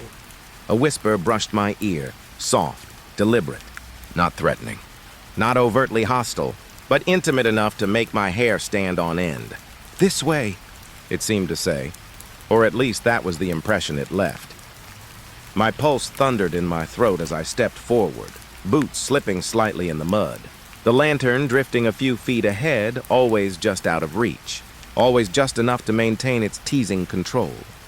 I reached the edge of the creek, water dark and reflecting the faint moonlight, disturbed only slightly by the fog curling over its surface. The lantern hovered near the bank, and I froze, unsure whether I should approach or retreat. Every instinct screamed both options at once. I raised the flashlight, sweeping it slowly, and the glow pulsed slightly in response. Like it was aware of my hesitation, measuring it, understanding it, I swallowed hard, trying to steady my voice. "Identify yourself. Come out where I can see you." The fog whispered around me in response, the sound rising like breath through the trees, soft and intentional. And then I saw it, a faint, almost indistinct reflection in the water. Not fully formed, not entirely human, but there. A glow that shifted, pulsed, hovered at the edge of comprehension. I stepped closer, and the lantern drifted backward, deeper into the fog. I blinked. When I opened my eyes, it was farther still. My pulse raced, my mind scrambling for logic. Each blink, each movement, each step was being watched, considered. The forest, the fog, the lantern, the whispers, it all pressed against me. A living weight, patient, deliberate, and utterly incomprehensible. I finally realized I had no sense of direction, no sense of time. The creek twisted unnaturally, the trees bending in ways that defied memory. The whispers swirled like a current around me, brushing at my thoughts, pressing on my sense of self. I understood then that I wasn't just following a light. I was following its will. It led, I obeyed. And I had no choice but to follow, terrified, mesmerized, utterly unprepared for the reality I was stepping into. I turned back once, hoping to see the path I had come from, but the fog had rearranged everything. The road, the patrol car, the familiar tree line, all gone, replaced with twisting shadows, mist, and the faint, persistent glow ahead. I realized with a cold certainty that I might never find my way back. That this place, this presence, could bend perception, and it was patient, knowing that I would follow step by step, blink by blink. I swallowed, voice trembling. This isn't real, I whispered. But the moment I said it, the lantern pulsed brighter, almost laughing in response, and the whispers crescendoed, brushing my thoughts with something I couldn't name. I stumbled forward, boots slipping, mud sucking at my feet, heart hammering. The creek water lapped quietly, deceptively normal, as if it had nothing to do with the impossible, shifting world around me. I followed. I had to, or at least I felt I had to. And every step, every blink, every hesitant glance over my shoulder reminded me that I was not in control, that I had become part of the lantern's pattern, part of whatever deliberate, patient, incomprehensible awareness had chosen to lead me through the fog and whispers, and perhaps through something far worse. The fog had become almost solid now, thick enough that my flashlight barely cut through it, and the lantern, my reluctant guide, hovered just beyond reach. My mind was screaming at me to stop, to turn back, to retreat to the safety of the patrol car, to call dispatch and admit I'd gone too far. But something deeper, more stubborn, made my legs move forward, step by step, through the wet undergrowth, toward the amber glow. And then I saw it. At first I thought it was a trick of the fog, a shadow flitting between the tree trunks. My pulse jumped. The lantern's glow illuminated it briefly, and my stomach dropped. A figure stood among the trees, a tall shape, impossibly still, watching me. Not moving toward me, not hiding, just observing. And it wasn't human, or at least it didn't look human. Its proportions were wrong, elongated in subtle ways that made my eyes ache as I tried to comprehend it. Its head was featureless, smooth, pale, reflecting the lantern's light in a way that made it glow faintly against the dark bark behind it. I froze. I wanted to raise my flashlight, call out, even run, but nothing in me could find the courage. My throat was dry, my legs heavy, my mind scrambling for explanation. It didn't breathe, at least not visibly. Its presence was like a weight pressing against the forest itself, bending the fog, muting the usual night sounds. No crickets, no rustling leaves. Nothing but the soft murmur of the creek in the distance and the occasional whisper of wind. Or was that my imagination? I took a cautious step forward.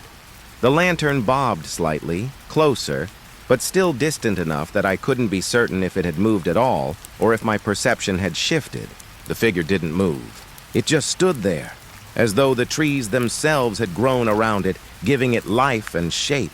I swallowed, dry and sharp, trying to tell myself I was seeing things. I'm a cop, trained to see, trained to judge, trained to act. And yet here I was, paralyzed by a shape, a presence that defied logic and reason. I called out softly. "Who's there? Show yourself." My voice sounded absurd, pitiful even, swallowed immediately by the fog and the oppressive silence. No answer. Only that steady, impossible gaze, unblinking, faceless, watching.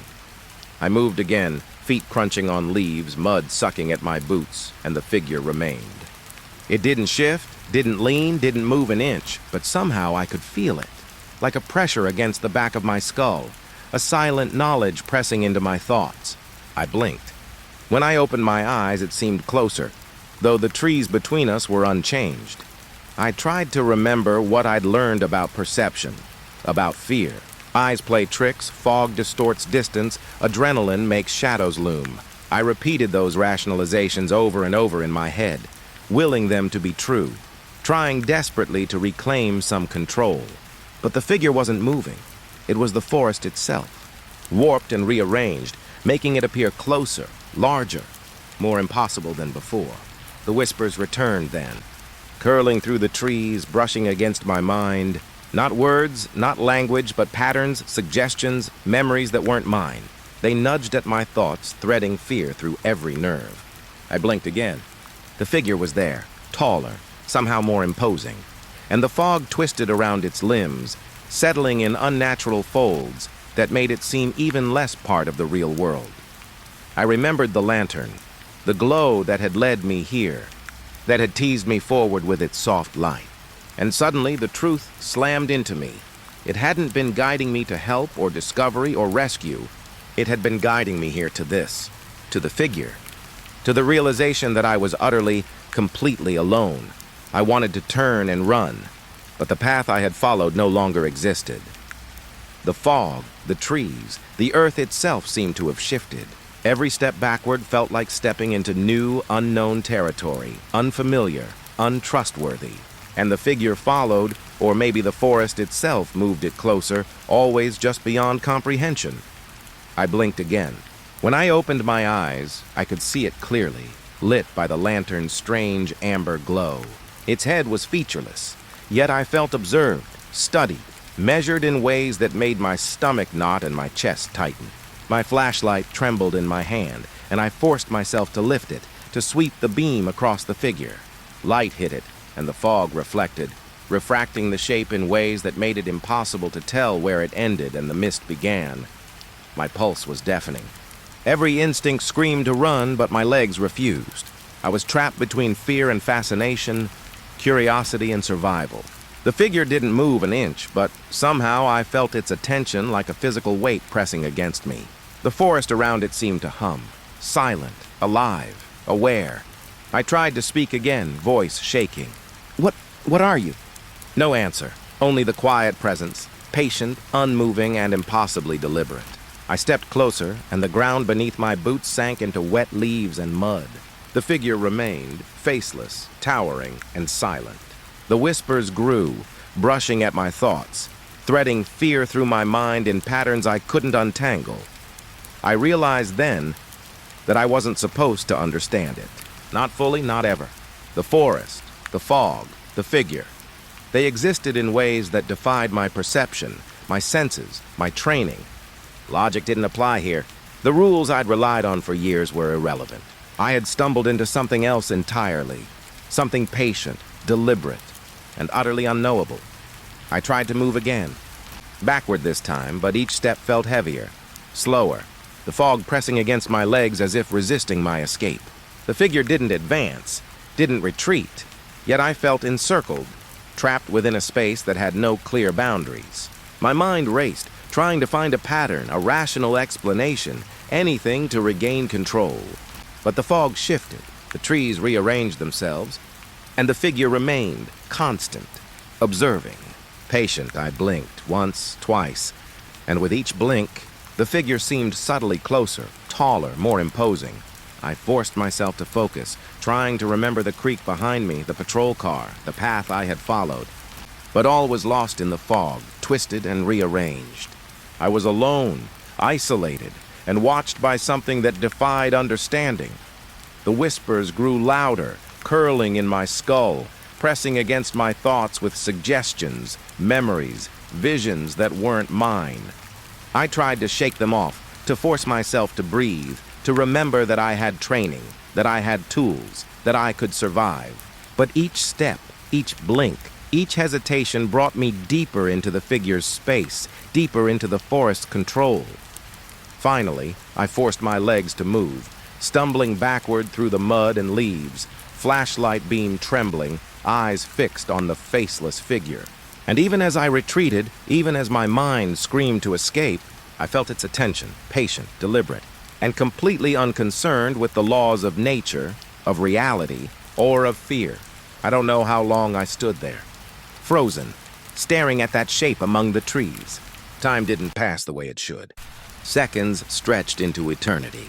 The fog thickened, the whispers circled, and the lantern hovered, distant and teasing. I realized with a cold certainty that I wasn't just observing. I was being observed, measured, tested, and whatever this was, faceless, towering, impossible. It would wait, patient, deliberate, until it decided what to do next. I finally stepped away, cautiously, slowly, never turning my back completely. My boots squelched in the mud.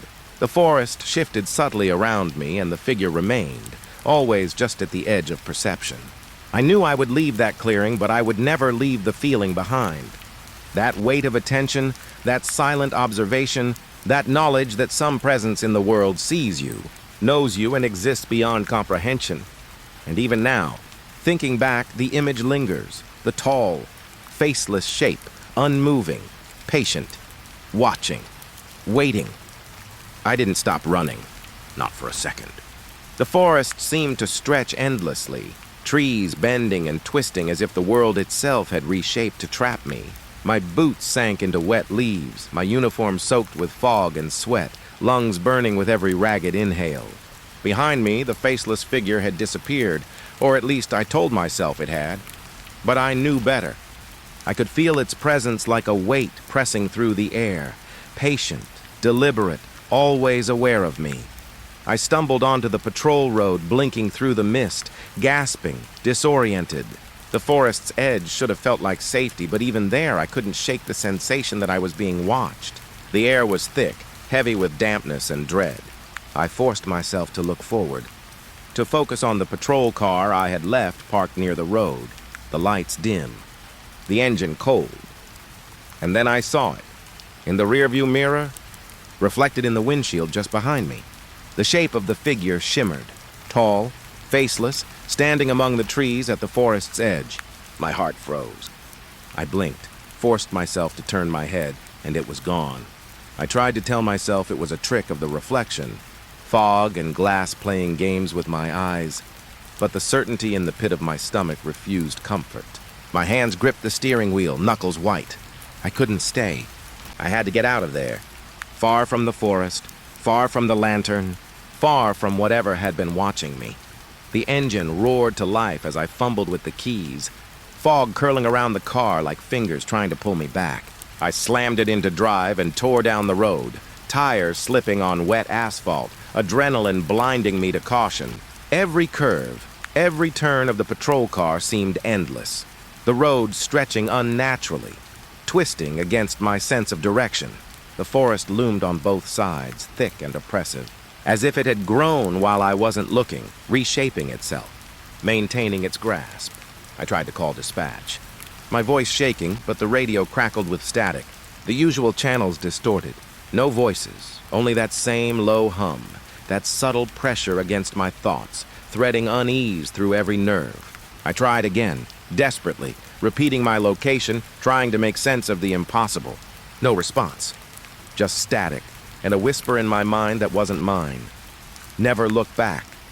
The words echoed, chilling me, and I couldn't stop my eyes from glancing at every reflective surface.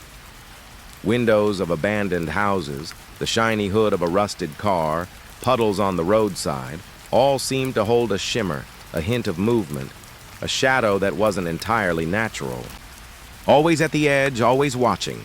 I clenched my jaw, telling myself I was imagining things. I had to be, but deep down I knew I wasn't imagining. The forest, the lantern, the faceless figure, it had followed me out, in a way that defied logic. My pulse raced as I drove, headlights cutting through the night, fog curling like smoke around the road.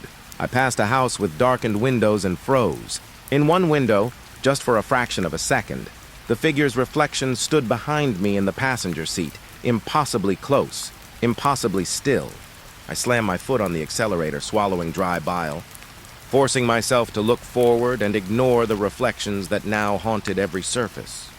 I passed more houses, more windows, each one teasing glimpses, shapes that weren't there a moment ago, shadows stretching unnaturally. I blinked rapidly, trying to shake the sense of being followed, of being observed by something patient, deliberate, and utterly beyond comprehension. My headlights caught the surface of a small pond and I froze. The reflection rippled in the wind. But the figure was there, faceless, towering, reflected perfectly in the water as if waiting for me. I looked away, couldn't look at it. I couldn't. I told myself to focus, to drive, to survive, to put as much distance between myself and the forest as possible. And yet every reflective surface, every puddle, every glass pane teased me, reminding me it was still there, always there, patient, watching. The road wound onward, narrow and empty, and I realized with growing horror that it seemed longer than memory suggested. I passed familiar markers, an old mailbox, a bend in the road, a weathered fence. But the sense of space was wrong, distorted, pressing against me. I blinked, and the landmarks shifted subtly, as if the world itself were pliable, bending to maintain the presence of whatever I had encountered. I tried to rationalize, to force logic over fear. Stress, adrenaline, hallucinations, exhaustion, that had to explain it. It had to. But my eyes betrayed me, and the reflections betrayed me. Every time I passed a shiny surface, a puddle, a window, the figure appeared again. Not moving, just observing, measuring, patient. I could feel it in my chest, a weight pressing against my ribs, cold and deliberate, threading dread through every nerve. At one point, I drove past an abandoned barn and froze. Its windows were shattered, doors hanging on rusted hinges, yet I could see it clearly in the broken glass. The faceless figure, standing in the corner, just beyond reach, impossible to ignore. I blinked and it vanished, leaving only the broken reflections of the night. My throat tightened, and I realized I hadn't breathed for several heartbeats. I forced myself forward, hands trembling, vision blurred with fear and fog. The road began to climb, winding upward toward the highway, toward safety, toward something that resembled normalcy. Yet even there, on the edge of town, I couldn't escape the sense of being followed. Every reflective surface reminded me of its patience, its deliberate observation. The forest hadn't released me. It had adapted, insinuated itself into the world I thought I knew. I passed a convenience store, its fluorescent lights flickering weakly. I parked for a moment, needing to collect myself to make sense of what I'd just seen. The glass doors reflected the interior, rows of snacks and cold drinks. And in the corner of the reflection, I saw it again. The figure, faceless, towering, silent. My breath caught in my throat. I closed my eyes, swallowed, and forced myself to look straight ahead. When I opened them, it was gone. Or maybe I just didn't want to see it. I drove on, fast, reckless, heart hammering against my chest. Each turn, each blink, each passing reflective surface was a test. I couldn't stop and I couldn't look back. Never look back. The words from the whispers in the forest repeated, etched into my consciousness, a mantra I couldn't escape. The patrol car eventually reached the highway, the fog thinning slightly, the forest receding. I dared a glance in the rearview mirror. The road was empty. No figure, no lantern, no shadows. Relief flooded me, and I allowed myself a shaky exhale. Maybe it was gone. Maybe I had finally escaped. But even as I drove further toward the city lights, toward normalcy, I couldn't shake it. Windows reflected shapes that weren't mine. Storefronts caught glimmers of something tall and faceless, always at the edge, always watching. My apartment, my reflection in the bathroom mirror, the darkened glass of my patrol car, all seemed to hold that impossible presence. Sleep became impossible. Even in my own home, I saw it in fleeting reflections. In the darkened window of my bedroom at night, it stood silently among the trees I had never planted, in a forest that didn't exist outside my memory. Every blink, every glance over my shoulder, every reflective surface reminded me that it had followed me, that the faceless figure had not released me from its observation. I tried to rationalize stress, exhaustion, trauma, but the clarity of its observation remained. It was patient, deliberate, unfathomable, and it would not be ignored. It waited in the reflections, in the spaces between reality and perception, in every mirror, window, puddle, and pane of glass. I learned quickly, never look back. Never blink in the wrong moment. Never let your reflection meet its gaze. I understand now, with cold certainty, that the forest did not end at its edges, that the lantern, the fog, and the faceless figure were not limited to the boundaries of trees and mud. They followed, persistent, deliberate, insinuating themselves into the world beyond the forest. And I, helpless, terrified, haunted, am left with one rule, one mantra that I repeat every time I see a reflective surface. Never look back. Even now, the mirror catches something I don't want to see, something that shouldn't exist, something that waits, patient, watching,